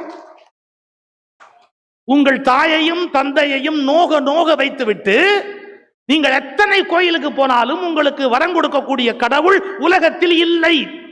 எழுதி வச்சுங்க. நீ பெத்தவனுக்கு செய்ய வேண்டிய கடமையை செய்யாம நேரா கோயில்ல போய் சாமி கும்பிட்டு உண்டியல்ல 1 லட்சம் போட்டேன்னு சொன்னா உன்னை கடவுள் ஏற்றுக்கொள்ள தயாராக இல்லை. இந்த இடத்துல தான் நான் பக்தி யோகத்தோட என்னுடைய அந்த விவாதத்தை வைக்கிறேன். நீ செய்ய வேண்டிய கடமையை செய்யாம நான் சாமியை கும்பிட்டு பாவத்திலிருந்து நழுவிக்கிறேங்கிறியே, நடக்காது. நீ யாகங்கள் செய்வதன் மூலமோ தானங்கள் செய்வதன் மூலமோ வேறு எந்த வகையில் முயற்சி செய்வதன் மூலமோ உன் பாவத்தை தொலைக்க முடியாது, முடியாது, முடியவே முடியாது. அப்பா அம்மாவை மகிழ்ச்சியா வச்சிருக்கணும். இவனுக்கு அப்பதான் போறச்சு. ஆமா சார், கொஞ்சம் யோசிச்சு பாருங்க. நான் அப்பா அம்மா பையனுக்கு ஒட்டுண்ணி மாதிரி உட்காந்து சாப்பிடுங்கன்னு புத்தி சொல்லல. வயசாகிற வரைக்கும் அவங்க ஆக்டிவா இருப்பாங்க, எல்லா வேலையும் செய்வாங்க. கை கால் விழுந்துட்டதுக்கு அப்புறம், அவங்க சுமையானதுக்கு அப்புறம் அவங்களுக்கு யாராவது பார்த்தா தானே உண்டு. பார்க்க வேண்டாமா? அவங்களுக்கு நல்லது செய்ய வேண்டாமா? இதெல்லாம் விட்டுட்டு நான் பஜனைக்கு போறேன், நான் கோயிலுக்கு போறேன், நான் அங்க போறேன், இங்க போறேன், சொற்பொழிவுக்கு போறேன், என்ன பிரயோஜனம்? அது என்ன அறமா இருக்க முடியும்? நான் நுழைஞ்ச உடனே அறம்ங்கிற புத்தகம் தான் அவர் கொடுத்தாரு. அறம்ங்கிறது என்ன பெரிய அறமா இருக்க முடியும்? தாயை கப்பலை துடிக்க வச்சுட்டு. இதைத்தான் நான் இன்னைக்கு சாமியார் ஆசிரமத்தில் பிடெக் படிச்சவன் எம்டெக் படிச்சவன மொட்டை அடிச்சு சாமியாரா கொண்டு போய் நிறுத்திக்கிட்டு அப்பனும் வேணாம் ஆத்தாலும் வேணாம் அவங்க நாங்கள் கவனிக்க மாட்டோம்னு சொன்னா அவர்களால் முக்தி அடைய முடியாது என்பதை இந்த நூற்றாண்டில் நான் தெளிவாக அறிவிக்கிறேன். அவர்களை முக்தி அடைய செய்யக்கூடிய சக்தி அந்த குருமார்களுக்கு கிடையாது என்பதையும் நான் பிரகடனப்படுத்துகிறேன். அவர்களே முக்தி அடைய செய்யக்கூடிய சக்தி அந்த குருமார்களுக்கு கிடையாது என்பதையும் நான் பிரகடனப்படுத்துகிறேன். யோசிச்சார். அது மாதிரி பார்த்தா விவேகானந்தர் கிடைப்பாரா? ராமகிருஷ்ண மடத்தோட ரூல் தெரிஞ்சுக்கோ, அப்பா அம்மாவுடைய கன்சென்ட் இல்லாம நீ சாமியாரா வர முடியாது. நான் இன்னும் ராமகிருஷ்ண மடத்தை மதிக்கிறதுக்கு என்ன காரணம் தெரியுங்களா? Without consent of your father and mother you cannot enter into Ramakrishna Math. விவேகானந்தர் கடைசி காலத்துல அம்மாவை பக்கத்துல வச்சு சோறு போட்டவர் விவேகானந்தர். யார் படிச்சீங்க? அவர் ஒன்னும் அனாதைய அம்மாவை விடல, துறவி ஆயிட்டாரு. ஆனா அம்மாவுக்கு கால் பிடிச்சு விடுவாரு விவேகானந்தர், தெரியுமா? அம்மாவை பக்கத்திலே வச்சு கோயிலுக்கெல்லாம் போகணும்னு ஆசைப்படுற அவருடைய இன்னொரு நண்பரை கூப்பிடுற, நீ எனக்கா ஒரு உதவி பண்ண. என்ன? அம்மாவுக்கு நிறைய கோயிலுக்கு போகணும்னு ஆசை, என்னால் அவளோட போக முடியல, நிறைய வேலை இருக்கு, நீ எனக்காக அவளை கோயிலுக்கெல்லாம் கூட்டிட்டு போயிட்டு வரியா? இன்னொரு துறவி இவங்க அம்மாவை எல்லா இடத்துக்கும் அழைச்சிட்டு போறார். அப்ப தினமும் அம்மாவோட பேசுவார். Are you happy? நீ நல்லா இருக்கியா? சந்தோஷமா இருக்கியா கேட்பார். என்னமோ விவேகானந்தர் சாமியாரை போயிட்டோன்னா அம்மா அப்பா எல்லாரையும் அத்துக்கிட்டு போயிட்டான்னு நினைக்கிறான். கிடையாது. அம்மா மீது செய்ய வேண்டிய கடமைகளை துறவுக்கு பிறகும் விவேகானந்தர் செய்திருக்கிறார் என்ற வரலாறு தெரியாத மூடர்கள் விவேகானந்தரை மேற்கோளாக காட்டுகிறார்கள். படிக்கணும், புத்தகத்தை எடுத்து படிக்கணும். இறுதி காலத்தில் தன்னுடைய தாயாரை விவேகானந்தர் பேணி பாதுகாத்தார். எவ்வளவு முக்கியம் இதெல்லாம் தெரியலையே. அப்பா அம்மாவை அனாதையா விட்டுட்டு போய் இவங்க முக்திக்கு போறாங்களா, அப்படியே முக்தியை போய் அடைய போறாங்களா? இது தவறுன்னு நான் கண்டிக்கிறேன். எனக்கு நீ வேலை போயிட்ட, காசு வாங்கிட்ட, எவங்கிட்டே காசு வாங்கிட்டு பேசுற, என்ன எத்தனை எவ்வளவு வேணா நீ குற்றம் சொல்லு, அதனாலலாம் எனக்கு ஒன்றும் ஆக போறதே இல்லை. சரி, அதை விடுங்க, நம்ம கதைக்கு வருவோம். இவன் வீட்டுக்கு வந்தான், அப்பா அம்மாவுக்கு பணிவிட பண்ண ஆரம்பிச்சான். நல்ல ஒழுங்கா அவங்கள நல்ல சுசுரூஷ. மேலேருந்து பெருமாள் பார்த்தார். என்னம்மா அப்பா அம்மாவுக்கு கவனிக்கிறா, இந்த பயலை நம்ம நேரம் போய் பார்த்து ஒரு பாராட்டு கொடுத்துட்டு வந்துடுவோம், அப்ரிசியேஷன் அப்படின்னு மேலேருந்து பெருமாள் வந்தார். இவன் உள்ள அப்பா அம்மாவுக்கு கால் பிடிச்சி விட்டுக்கிட்டு இருக்கிறான். அந்த குடிசைக்கு வெளியே நின்றுக்கிட்டு புண்டரீகா வெளியில வா அப்படின்னு கூப்பிட்டான். இவன் உள்ள இருந்தான். யாரு கூப்பிடுறது அப்படின்னா, நான் தான் பாண்டுரங்கர் பெருமாள் வந்திருக்கிறேன், உன்னுடைய சேவையை பாராட்டி உனக்கு நான் பாராட்டு சொல்றதுக்காக வந்திருக்கிறேன். ஒரு நிமிஷம் சார், அவன் கொடுத்த ஆர்குமெண்ட் பாருங்க. நான் எந்த செயல் செய்கிறேன் என்பதற்காக நீ வந்தாயோ அந்த செயலை நிறுத்திவிட்டு உன்னை வந்து எப்படி பார்ப்பது? இந்த செயல் செய்யாமல் இருந்திருந்தால் நீ வந்திருப்பாயா? எந்த செயல்தானே உன்னை வரவழைத்தது? இந்த செயல் உன்னை வரவழைத்தது என்றால் இந்த செயலை விட்டுவிட்டு நான் உன்னை வந்து பார்ப்பது இந்த செயலுக்கு எதிரான வினை அல்லவா? என்னால் முடியாது, என் தாய் தகப்பன் உறங்கட்டும், அதன் பிறகு வருகிறேன். வெளியிலேருந்து பெருமாள் சொன்னாராம், கால் வலிக்குதுடா, நான் எவ்வளவு நேரம் நிற்பேன். ஒரு செங்க கட்டி, அந்த காலத்து தலகாணி எல்லாம் வீட்டில் கிடையாது, ஒரு செங்க கட்டி எடுத்து அப்படி தூக்கி வாசல்ல போட்டு இதுல வேணா உட்காரு அப்படின்னு செங்க கட்டியை தூக்கி அப்படி வாசல்ல போட்டாராம். 2 கையை இடுப்புல வச்சுக்கிட்டு பாண்டுரங்கர் அந்த செங்க கட்டி மேல நின்றதுதான் பண்டரிபுரத்தினுடைய தலவரலாறு. பண்டரிபுரம்ங்கிறது அப்படி வந்தது. என்ன நாடு சார், எவ்வளவு அழகான நாடு சார். அப்பாவுக்கும் அம்மாவுக்கும் தன் கடமையை செய்கிறவனுக்கு கடவுள் காத்திருந்து அருள் புரிகிறார் என்று கதை எழுதி வைத்த நாடு இந்த நாடு. அப்பா அம்மாவை தூக்கி போட்டுட்டு எப்படியாவது நீ போ, கடவுள்கிட்ட போயிடலாம் அப்படின்னா அது எப்படி சார் நாடு? அது சுடுகாடு. பெற்றவர்களுடைய ஆசி, பெற்றவர்களுடைய அதுக்காக சில வயசானவங்க படுத்துவாங்க, நான் இல்லைன்னு சொல்லலை, எல்லாத்தையும் நான் பார்த்துருக்கிறேன். கண்டுக்காதீங்க.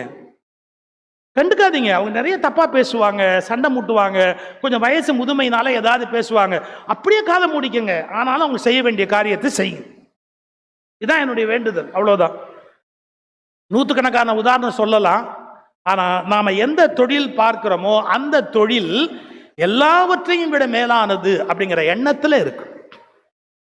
இதுக்கு ஆனா இப்ப சொல்லி முடிச்சிடுறேன். வெறும் தொழில் மட்டும் பெரிய விஷயம்னு இல்லை, அந்த தொழில் மூலமா உங்களுக்கு கிடைக்கிற புண்ணியம்னு ஒண்ணு வரும். அந்த புண்ணியத்தை உங்களுக்குன்னு வரவு வைக்காம இதெல்லாம் இறைவனுக்குன்னு அர்ப்பணம் பண்ணிட்டா முக்தி வந்துடும். இப்ப புரிஞ்சுக்கங்க, செயலை விட்டு விடுவது சந்நியாசம் அல்ல. இதான் பகவத்கீதை. கர்ம சந்நியாசம், கர்ம பல சந்நியாசம். பகவத்கீதை எடுத்து தேடி பாருங்க சார். ஆக்சுவலா கிருஷ்ணனுடைய வரலாறு உழைப்பவர்களுடைய மேன்மையை விளக்குவதற்கு வந்த வரலாறு சார். நீங்க இந்திய வரலாறு எடுத்து பாருங்க. கிருஷ்ணர் கையில என்ன இருக்கு? குதிரை ஓட்டுற குச்சி. அவங்க அண்ணன் பலராமன் கையில என்ன இருக்கு? கலப்பை. அதுக்கு முந்தின அவதாரம் ராமாவதாரம் பரசுராமர். பரசுராமர் கையில என்ன இருந்தது? மரம் வெற்ற கோடாலி. ராமர் கையில என்ன இருந்தது? இல்ல. உண்மையில ராமாயணம் மகாபாரதம் எதுக்கு வந்தது தெரியுங்களா? உழைக்கும் வர்க்கத்தின் மேன்மையை நிலைநாட்ட வந்ததுதான் ராமனும் கண்ணனும். நான் சொன்னா பல பேர் சண்டைக்கு வருவாங்க.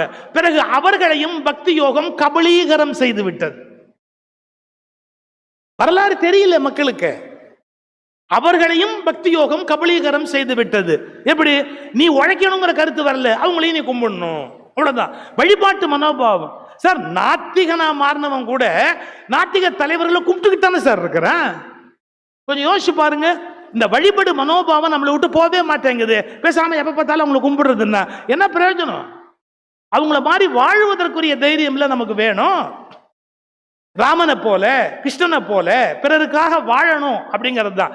ஏன் சார் இந்திரனை கும்பிட்டுக்கிட்டு இருந்த சமூகத்தை பார்த்து இந்திர வழிபாட்டை நிறுத்திட்டு கோவர்த்தனகிரிய கிருஷ்ணன் பிடிச்சான்னு சொன்னா அவன் வேதத்துக்கு எதிரானவனா ஆதரவானவனா? வேதம் இந்திர வழிபாட்டை ஆதரித்தது, கண்ணன் இந்திர வழிபாட்டை நிராகரித்து தன்னை வணங்கும்படி செய்தவன் என்றால் கண்ணன் வேத வழிபாட்டுக்கு எதிரானவன். வரலாறும் தெரியாது, படிக்கிறதும் இல்லை, தேடுறது இல்லை, சிந்திக்கிறது இல்லை, புரிஞ்சுக்கிறது இல்லை, என்ன நடந்ததுங்கிற அறிவே தமிழ் சமூகத்துக்கு இல்லை சார். ராமன், கண்ணன், பலராமன், பரசுராமன் எல்லாமே உழைக்கும் வர்க்கம் மேலானது என்பதை நிரூபிப்பதற்காக உண்டாக்கப்பட்ட வரலாறுகள். எனவே எதை செய்கிறோமோ அதை தவமா செய்யும். இதுல உச்சபட்ச கிளைமேக்ஸ் திருவண்ணாமலை தலபுராணம். அதுல என்ன வருது தெரியுங்களா? ஒரு விலைமகள். அந்த காலத்துல கோயிலை சுத்தி விலைமகள் இருந்தாங்க. அந்த விலைமகளுக்கு என்ன வழக்கம்னு கேட்டா, யாரு காலையில வெத்தலை பாக்கு வைக்கிறானோ அச்சாரம் அவனை கணவனா ஏத்துக்கிறது. அவன் கணவன், அவனுக்காக வாழ்வது. கதவை திறப்பா, வாசல்ல தண்ணி தெளிச்சுட்டு திரும்புவா, யாரு வெத்தலை பாக்கு வச்சிருக்காங்களோ அதை எடுத்துட்டு நீ என்னுடைய கணவன் அங்கீகரிப்பா. இதான் அவனுடைய வழக்கம். ஒரு நாள் பாருங்க, சிவபெருமானுக்கு இவ்வளவு சோதிக்கணும்ன்ற எண்ணம் வந்தது. கூடையில அழுகுன உடம்போட இருக்கிறவரா அவரை தூக்கிக்கிட்டு இவங்க வீட்டு வாசல்ல அந்த வெத்தலை பாக்கு வைக்கிறாங்க. இவன் எடுத்துட்டு அது யாருன்னு தெரியாது, சரி அப்படின்னு எடுத்துட்டா. சரி அலங்கரிச்சுட்டு வருவாரு அப்படின்னு அவர் கூட்டிட்டு போயிட்டாங்க. அந்த ஊர் மகாராஜா அரசர், அவருக்கு இவளை அடையணும்னு விருப்பம். அவன் வந்தான் குதிரையில. நீ எனக்கு இன்னைக்கு மனைவி யாருன்னா, மன்னிக்கணும் நான் வேற ஒருத்தட்ட நான் இன்னைக்கு முறை வாங்கிட்ட வெத்தலை பாக்கு, நான் முடியாது. என்னுடைய தொழிலே இல்லைன்னு சொன்னா கூட அதுக்கு ஒரு தர்மம் இருக்கு, அதுல இருந்து மீற மாட்டேன் அப்படின்னு. நான் இந்த ஊரோட அரசன், உன்னை உண்டு இல்லைன்னு ஆக்கிடுவேனா, நீ என்ன வேணா பண்ணிக்கோ, நான் என்னுடைய எண்ணத்துல இருந்து மாற மாட்டேன், என்னை யாரும் ஒன்றும் பண்ண முடியாது அப்படின்ட்டு உள்ள போயிட்டான். அந்த அரசன் எரிச்சல்ல போயிட்டான். ராத்திரி கூடையில திரும்ப கொண்டாந்து இவரை உள்ள விடுறாங்க. ஒரே இம்சன். அந்த கதை ரொம்ப அழகா இருக்கும். ராத்திரி இருமல், வாந்தி, வயசானா என்ன ஆகும், இருமலும் ரோகமும்னு திருப்புகள்ல வருது இல்ல. வயசானா தொந்தி சரிய மயிரே வெளிர நிறை தந்த மசைய முதுகே வளைய இதழ் தொங்க ஒரு கை தடிமேல் வர மகளிர் நகையாடி தொண்டு கிழவன் இவனார் என இருமல் கிண் கிண் எனும் முன் உரையே குழற. பேச்சே வராது, எச்சலா வரும். எச்சலா வரும், பார்க்கிறவனுக்கு எரிச்சலா வரும். ஒரே இம்ச. ஆனா அவன் என்ன சொல்றா, மனசால நான் கணவன் வச்சுட்டேன், எல்லா பண்டையும் பண்ணுவேன். அவன் துணியை எடுத்து துவைக்கிறா, வேற துணியை கட்டி விடுறா, அவனுக்கு விசிறா, எல்லா பணி. சூரமான் பொறுத்து பொறுத்து பார்த்துட்டு, என்ன இந்த பொண்ணு எவ்வளவு அன்பா கருணையா இருக்கு அப்படின்ட்டு சிவபெருமான்கிறத வெளிப்படுத்துறார். அந்த பொண்ணு பேர் தும்பைன்னு பேர் கதையில. சிவபெருமான் வெளிப்படுத்தினார். இந்த இடத்துல கதையில நீங்க என்ன ஒன்று கேட்கக்கூடாது, பார்வதி பக்கத்துல இருந்தாங்களா இல்லையான்னு ஒரு சிக்கலான கேள்வியை என்ன கேட்கக்கூடாது. என் அபிப்பிராயம் பார்வதிகிட்ட சொல்லாம தான் வந்திருக்கணுங்கிறது என்னோட அபிப்பிராயம். வெளிப்பட்டார். அப்படி திகச்சு போயிட்டார்.